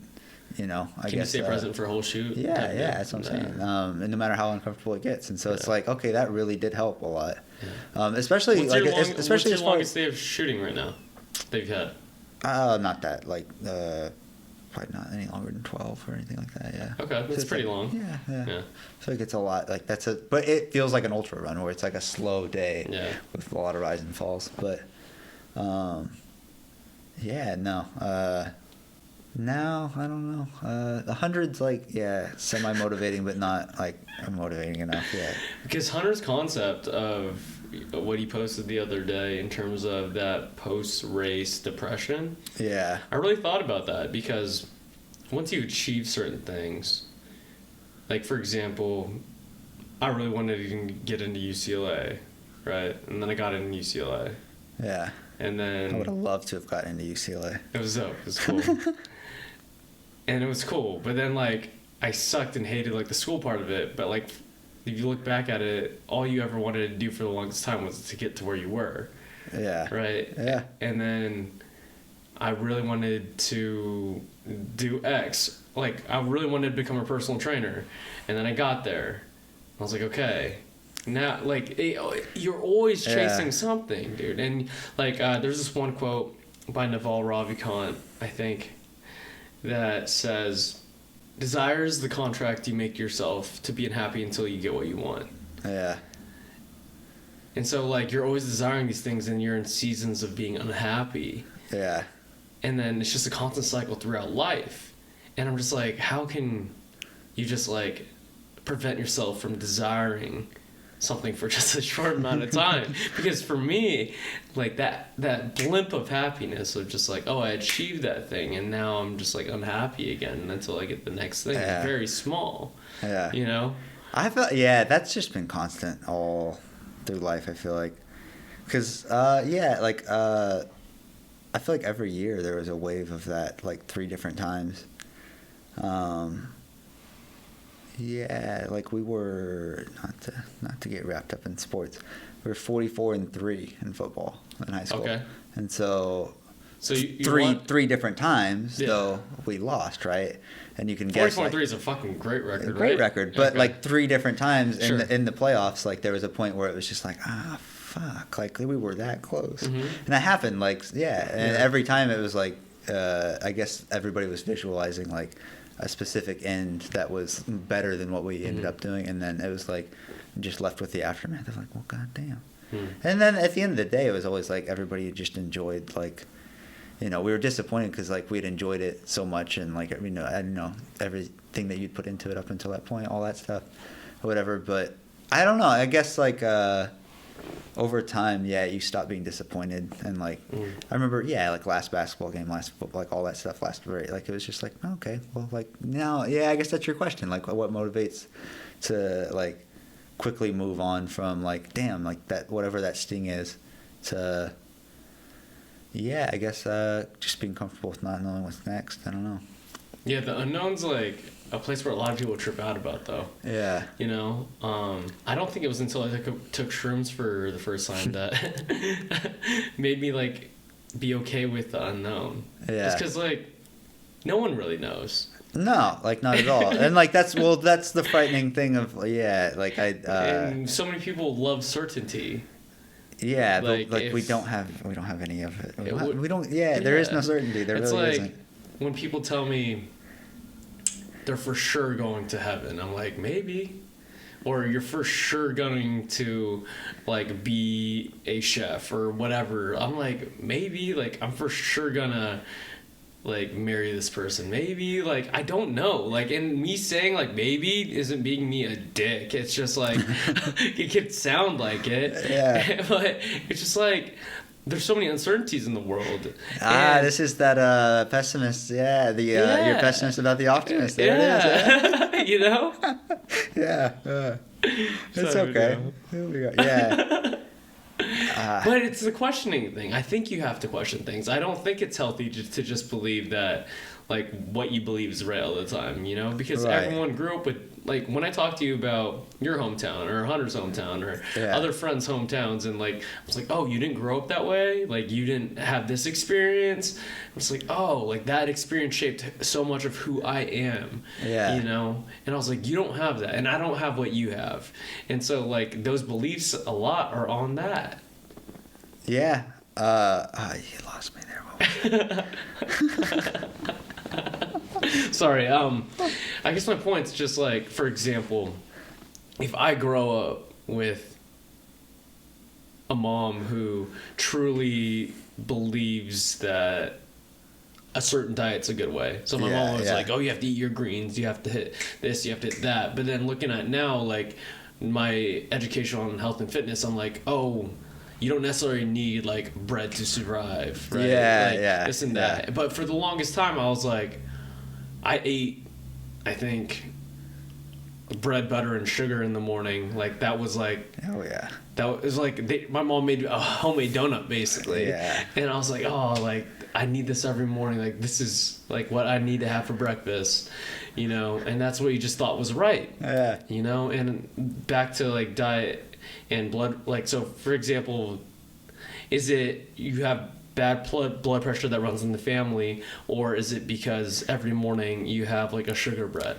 Yeah, well, at some point I looked up and saw Wonder Bread was on my grandparents' counter with like a package of Oscar Mayer bologna, and you're like, oh, I'm starting to put this together. Yeah, right. So that's my point. I'm just the person just believing certain things because of how are they growing up and the certainty of it. Just like, I don't know what's right. Yeah. How could you possibly know? Yeah, I felt bad. Well, I always feel bad, like, questioning. Like, like, I'd have a parent, like, boldly believe in, like, a certain way of doing things, and then you get older, and then eventually you're like, wait a minute, where did you get that? And they're like, I got that from, like, grandma. And they're like, well, where did grandma get that? Like, her mom? Like, I don't know. Like, do you pay attention to philosophy at all?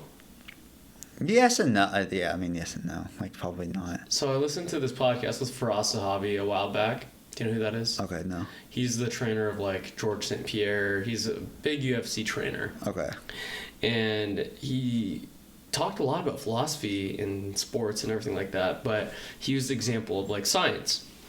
And science is the faith that the future behaves like the past. Science is the faith that the future behaves like the past. So he used the example of gravity, Einsteinian gravity versus Newtonian gravity, right? And for the longest time, like, we believed, like, the theory of Newton, right? And today we believe the theory of Einstein. It's because it was proven after so many times that his was the correct way over Newton. And so you just know, for example, like, the apple drops. By the 100 billionth time the apple drops, you just know it drops, right? So, for example, if I flip a heads or tails coin, right, what would you say the answer would be? One way or the other, yeah. Heads or tails, 50-50, right? Yeah. But say I flipped a coin and it turned into a butterfly, right? It'd be like, oh, that's fucking weird. Yeah. But if I flipped it 1,000 times, and every single time it turned into a butterfly, what would the 1,001st time be? Probably turn into a butterfly. Yeah. You only think it's heads or tails every single time because every single time you flipped a coin, it's been heads or tails. Yeah. I know it's a far-fetched thing, but that's his, like... I guess that's the same idea with what I was saying earlier, where it's like, if you have a scenario, whatever, in acting or whatever the conversation or scene is, like, and you're thinking of it just like one way, like it might not be heads and tails. Like, I don't know. Like, it's that slight, like, maybe it'll be the butterfly this time. Yeah.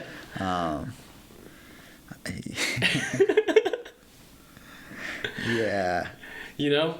And so, like, again, that's the optimistic pessimist of just like, it could be a fucking butterfly, it bro. Could be, yeah. When everyone's just like, no, it's just heads or tails. Yeah. You know? Yeah. And that's science. Science is the faith that the future behaves like the past. You only believe things are true because they've been quote unquote true for a long period of time. Again, yeah, you run a trail 100 times and it goes a certain way. Eventually, you're like, it like, goes that way. Yeah, you know. Yeah.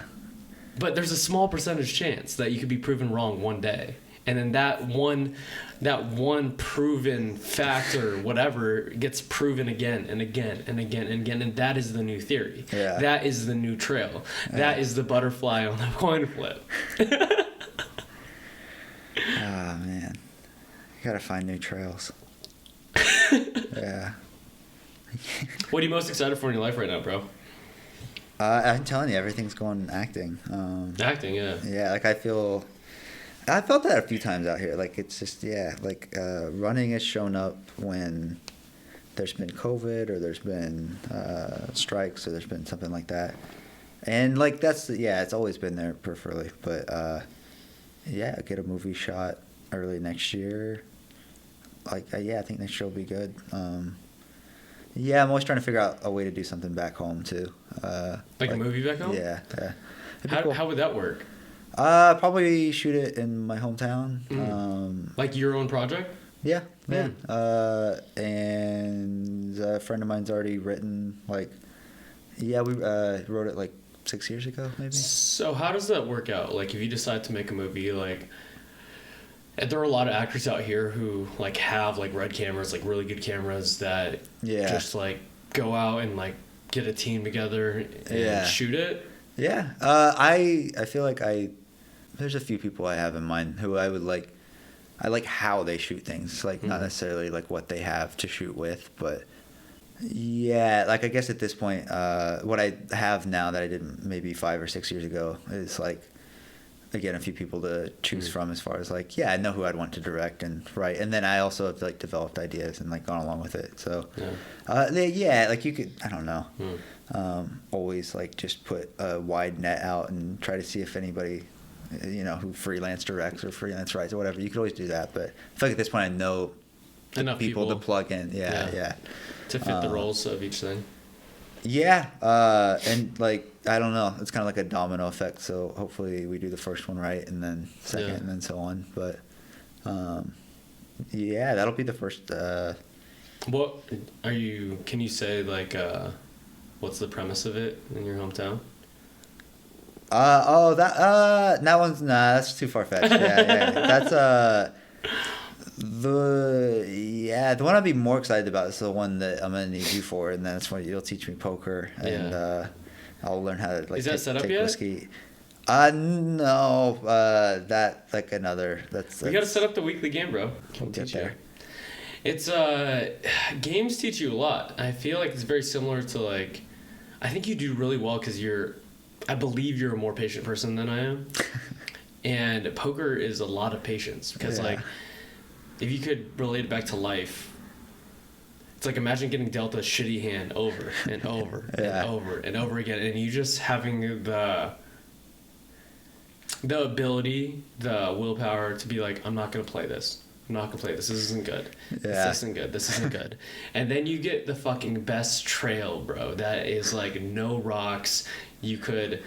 Every step is super grippy, and you're like, I'm gonna run this one, you know? Yeah. You're like, I'm gonna fucking take it. Like, I think I'll see like a smooth path, but there's a few rocks on it, and be like, fuck, like I think I'm gonna go for this one. I don't think it gets better. Yeah. You know? Yeah. Maybe it won't get any better. Yeah. You know. I won't. Yeah, I gotta get it. It's bound to happen though. Like, just statistically, like you will get a good hand. Like if we're talking about cards. I like how you're convincing yourself now away from the cards. Like you know what I mean? What do you mean? You're like, it's fine. It's you're always going to get your hand. You don't believe it then, you're not going to believe it now. Yeah. I don't know. What do you what does stories do for the world, or what do stories do for you? I mean, I feel like they're very it's a very community oriented thing. We were talking about that earlier, like communities telling their own stories and stuff. So I felt like my experience with it was like the days where like my family was the happiest were the days that like during and after dinner we would be like sitting there sharing stories about whether it was the day or just like one time this or whatever. And like it was like always like the later evenings, and like I don't know, it just, I don't know, like brought everybody together a little bit closer. So it did it, you know, for a family of 4, and it can do it for a room full of 12 or a theater full of hundreds or a stadium full of thousands type of thing. What stories would you talk about? Do you have like an example of like a story that would bring that happiness out? Yeah. If you were, I mean, it could be any hero's journey, or it could be any triumph, or like the story could be we watch it every, like, you know, whether it's football or whether it's a race or whatever. Like you always watch, like if you watched the New York City Marathon a few weeks ago or whatever, it's like whoever's running that, you're watching the beginning, middle, and end of a story. So yeah, I guess why there is a high demand for like any form of entertainment, where it's like we're finding more and more where it's like, okay, there's a minimal trail running community, okay, there's like there's a poker playing community, like it's just like there's so many different little necks of the woods, like I said, that like for somebody who hasn't found their community yet, and they can find a story in any, whether it's just something somebody's written or performed, whatever it is, like I think stories are what like, you know, bring people out of the shadows and into the light. I think there's a lot of people who are still in the shadows. Like, there's a lot of people who tell me they don't like LA, but like, like you didn't find the right community, or you don't have one. Yeah. You know, it's because I feel like a gym community or a acting community or I see a lot of people who knit. Like those, a lot of people, I feel like people function off community. Yeah, the pottery community cracks Pottery's me up, big, and they're there for Pottery's me someday. big. Yeah. I guess that's also what's great about like a city like LA. Like there is any and every community that you can think of, really. And I mean, for the most part, that's good. But like every time I visit home, like you realize that people are a resource, because the closer I get to home, the fewer people there are, and it's like, well. But then that's also a good thing, because I do feel like being where I'm from, like you didn't take people for granted as much as maybe you do here. We've had that conversation as well. But, what inspired you to get out? I mean, obviously acting. But I just felt like I was always gonna get out. Like that was another thing. Like, you know, my parents like showed us, my brother and I, like places in the U.S. like, so we knew that like we didn't have to be there. Like even if it was Kansas City, like we slowly kind of went out Dallas, and then Colorado, and then eventually it was like New York, and then it was like, oh, okay, like there are a lot of There's like, a lot. The world's big. There's a lot. Yeah, and that's the thing. And then even like as I get older, it's like, oh, you haven't been outside the U.S. And then you're like, oh, okay, well, like damn, like I feel like I've already come a ways. And then you're like, okay, there's a lot more to go. Yeah. I do agree. Traveled a lot recently in the last few years, that you learn a lot from traveling. But I also believe that you could have learned a lot from where you're at. I also believe that, because like I have friends that I grew up with who like are home, and like I would never like suggest them as like less wise people or lesser than, like at all. And same for like I've also believed that same thing, where there's been times where I've wanted to, like, usually people all the time go on a trip like out of like just impulse or whatever, and like a lot of times it might be better if they just stayed still, right? And it's like, I don't know. So I've definitely been in that as well, where like I'm in LA and I think I need to go somewhere, and then it's like, I think if you just stay put, because something else to work out. I feel like there's a lot of people searching for something, but like that thing could be just where they're at right now. always is. It always is. Like it's like, oh, I want to figure this out, but maybe the other things are just distractions. Oh, absolutely. Well, that's everything, right? Like the annoying truth is that you literally have it. That's tough, yeah. Because whose reality are we talking about? But we have everything that we need right now to be fully like satisfied. I think so. Yeah. I always thought that if you could afford good food or like food to fuel like your body, yeah, and shelter to like shelter your body, yeah, and like, and you could pursue something and get better at it, like I feel like you should have fulfillment and be happy in those places. Yeah. And if you continue to have that state and continue to get better at things, your life just inevitably should progress. Yeah. Because you're progressing at some things while maintaining a joyous state because you have all the things you need. Yeah. So there's a long way to go. But yeah, no, I mean, that's the idea. Ideally everybody in the world would have that.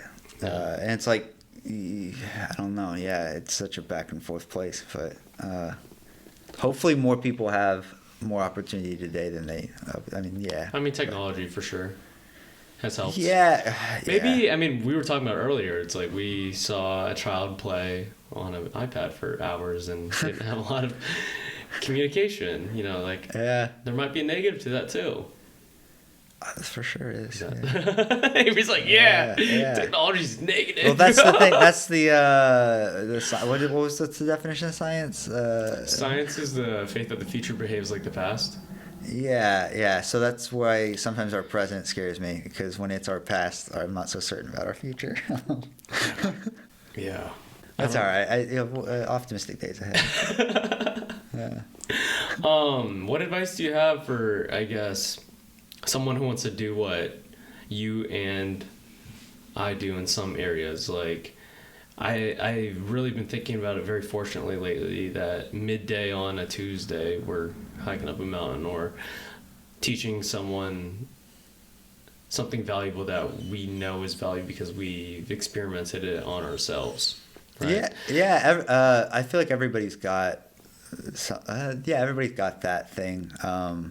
Like, I guess I'm different or you're different is like I was accidentally like doing this forever, right? Like, what do you mean? I've been working out since I was. Yeah, I wasn't talking about. I mean, also acting. Yeah. But just things. Like, it took me a long time for like training to be a thing that I was like, oh, like I actually do know how to do it really well. Like I think about it in a way that's like productive and helpful, and like, oh, I can actually help. That took me a long time to recognize it. So like, the advice is, I guess, just recognize the thing that you like.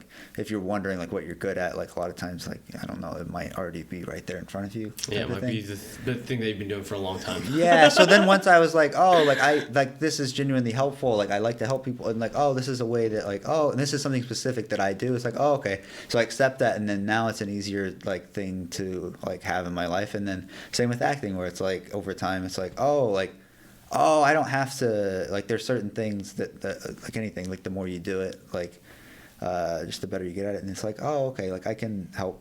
Yeah. So, just explore just as many things as you can. And if there's something that, I don't know. If there's something that you like, it doesn't have to be complicated. Like, maybe you just get to like it and do it. Yeah. Because, even with acting, like, dude, I, like, moved all the way out here.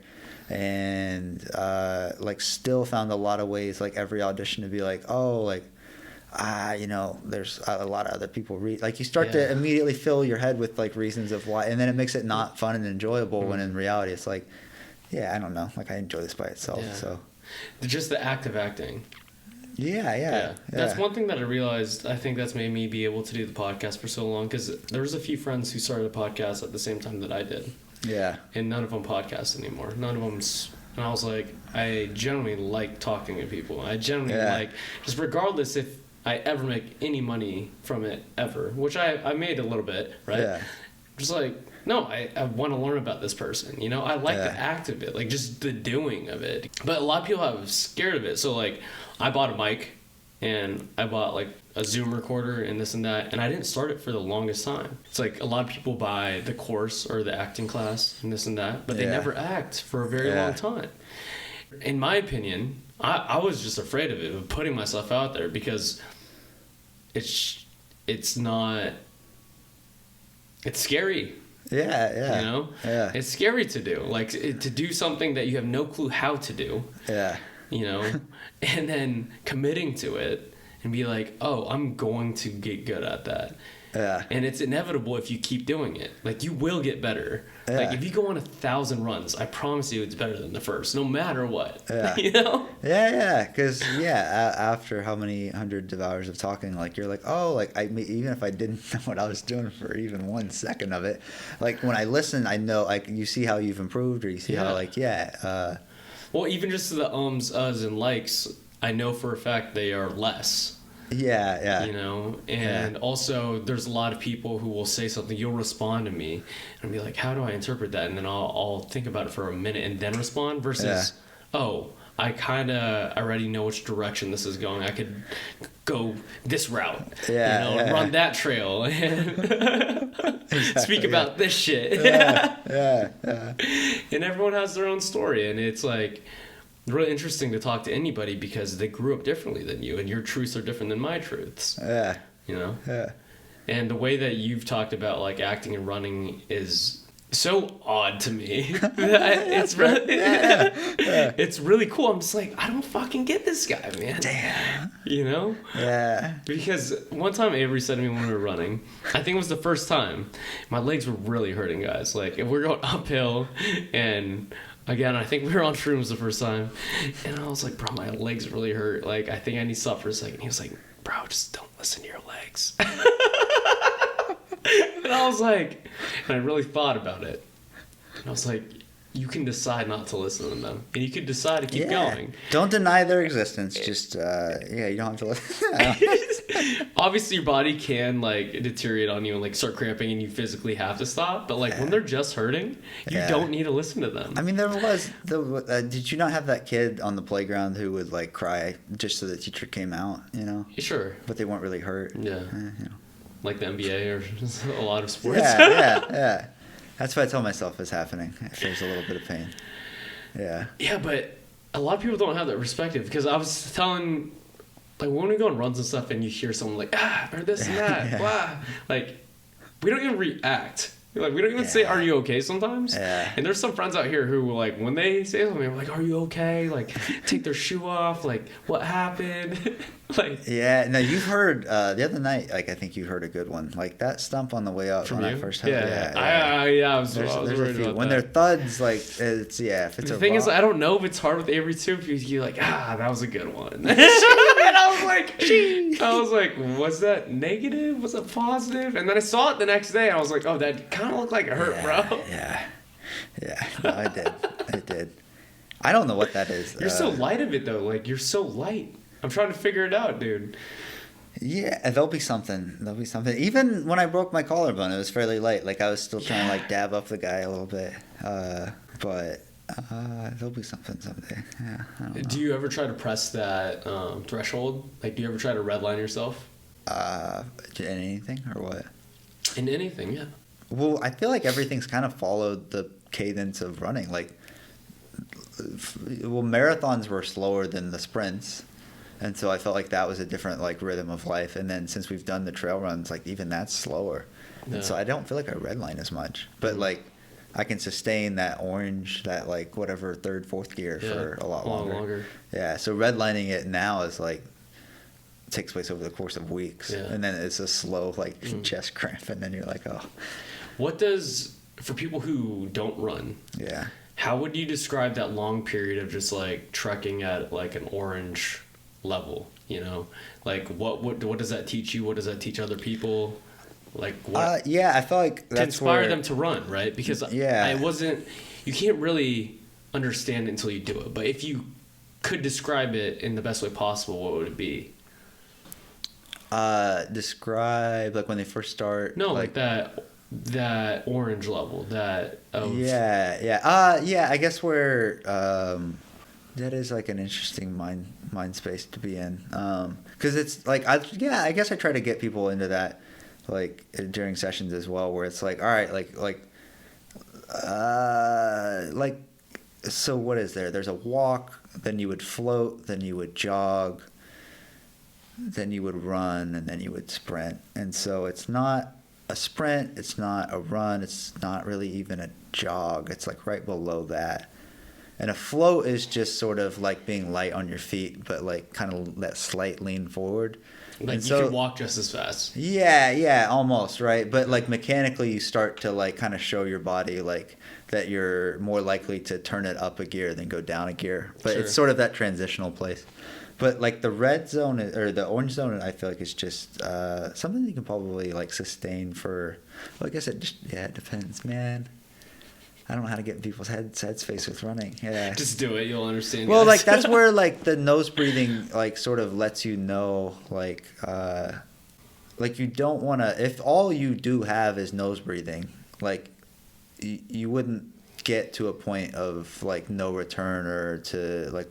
Yeah, it's like when I broke, again, my shoulder. Like, I would never have ran so fast that I would have fallen forward, right? Yeah.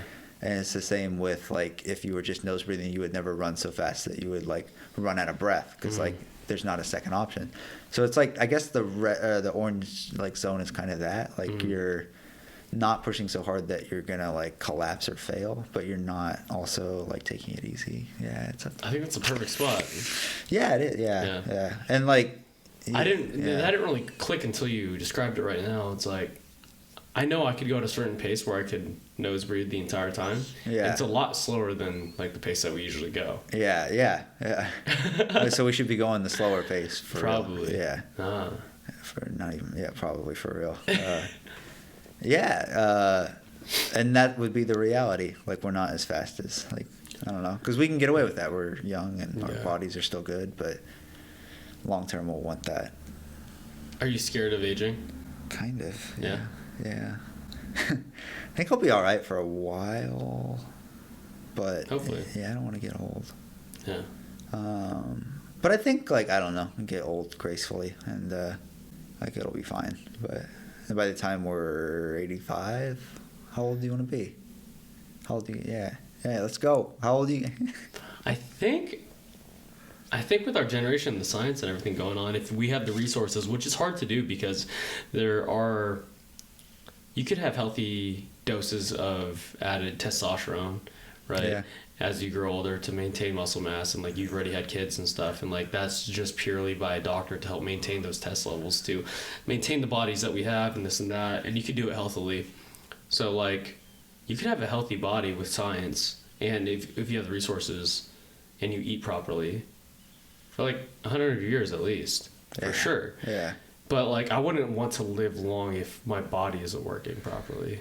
And that's why I'm not envious of like a lot of wealthy people or some clients too, because I was like, I have something that you don't have. I have a good functioning body, you know, and that is more value. Like it's what you exist in every single day. It's like the meat car that you have. Yeah. You know? Cool, you have a fucking Lamborghini, but like you don't got this, bro. Like you don't have this elite form that like you could climb a mountain, you could go surfing, you could fucking I don't know, walk your daughter down the aisle for her wedding, bro. Like just walking. Dude, if in the future, if the service of personal training is that we could just like plug into somebody else's body for like, that's a weird idea, but like for a couple hours, and then I could just take them trail running. Yeah.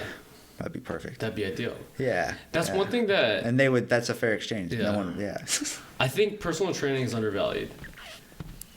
I think it's undervalued in the sense of you pay thousands, tens of thousands, millions of dollars to be fixed when you're older, right? Yeah. But you're complaining about a $100 session to prevent any of that happening. Nobody likes the simple answers. Yeah. You know, I'm just like, you're willing to fix it and pay all this money. Yeah. But you're tripping about the prevention of it. Like, what if it never had to be That's happening? everything. Yeah. What if you didn't need to be fixed? Yeah. Well, that's, again, everything that, our whole world, man, it's upside down. Because, everybody has a special thing in their feet or their arches or, it's a trend, man. Everybody's got plantar fasciitis. And some people do, for sure, absolutely. But it's also like... We also choose to believe that most times that they don't. Do what? We also choose to believe that it can be fixed. Like, just like Yeah, and like just baby steps. I guess my point is that everybody has like everybody wants to believe there's a special reason for why they need a certain thing. Yeah. Orthotics or medicine. And it doesn't take much. Like like if I'm in a hospital, like those are the most vulnerable people, and it's like they start to I don't know, think that they need a certain medication or. Yeah, I think the closest thing I can relate to that is I had like a pretty big cavity. Yeah. And I'd wake up in the night like screaming. Did you have a sweet tooth growing up? Is that what? I just wasn't good at flossing. Yeah. Ever since I floss like 2 to 3 times a day. Like, oh wow, I'm a big flosser now. Like anytime after I eat, I floss. And I knew a lot of dentists in college, so they taught me how to floss properly. Ever since I learned how to floss properly, I haven't had a cavity. Yeah. But I used to get cavities all the time, dude. God damn. And I think flossing does it. Okay. Yeah. Yeah, flossing stud. Okay. Yeah, I'm a flossing master, bro. Are toothpicks as good as a floss? Or No. Because you have to get into the gum. I know, yeah. And each direction. So your gum goes through one tooth this way and one tooth the other way. Yeah. So you have to go slide. And like, if you don't get in those areas, like, your gum is very sensitive and it bleeds. So you have to do it enough, multiple times a day, for days at a time, to where like it eventually doesn't bleed. And once you don't have bleeding gums, you have healthy gums. Oh yeah, okay, that's why my dentist always said that. She's like, your gums are bleeding, and I'd be like, yeah, like I think you went a little hard, but really she's telling me like I know you're not flossing. Yeah. No, that's exactly what they're saying. So you got not healthy gums, bro. Get off my case. Where can people find you, bro? I know you're kind of like a mystic animal. Is that how it comes across? I don't They know. can find me anywhere. You can find my email on IMDb. That's IMDb. I don't know. That's why I wouldn't direct people there. Instagram, I guess. I'm on there. Yeah. I think my handle's Avery Bagenstos. Dot? Is there a dot? No. No, just straight through. No underscore, no nothing. No one's fighting for that last name. I don't know. It's a pretty cool last name. 2 G's or 2 S's. Yeah. Then we stripped it back. Now there's only 1 G, 1 S. Cool. Yeah. I'm excited. I don't know the acting side of Avery that much. Like, you'll see. Yeah. Next year will be like the first thing I feel like I will get to share. Well, I met you like during like COVID times. Yeah. And then right after COVID times happened, it's strike times. Yeah. Right. So like, I didn't really know you. It's been strange out here. Yeah, it's been strange out here. It's getting harder to explain why I'm still in LA. Not really, but. I mean, all the cool things, all the cool people. Yeah. All right, brother. Thanks for coming on. I appreciate you. Yeah, brother. Thank you for the whiskey. I will. We had gin at the end. We had a bee's knees, guys. Yeah. Lavender bee's knees. Shouts out Brute Fitness Seltzers for keeping us caffeinated throughout the night. We did it. All right. Sounds good, guys. Peace.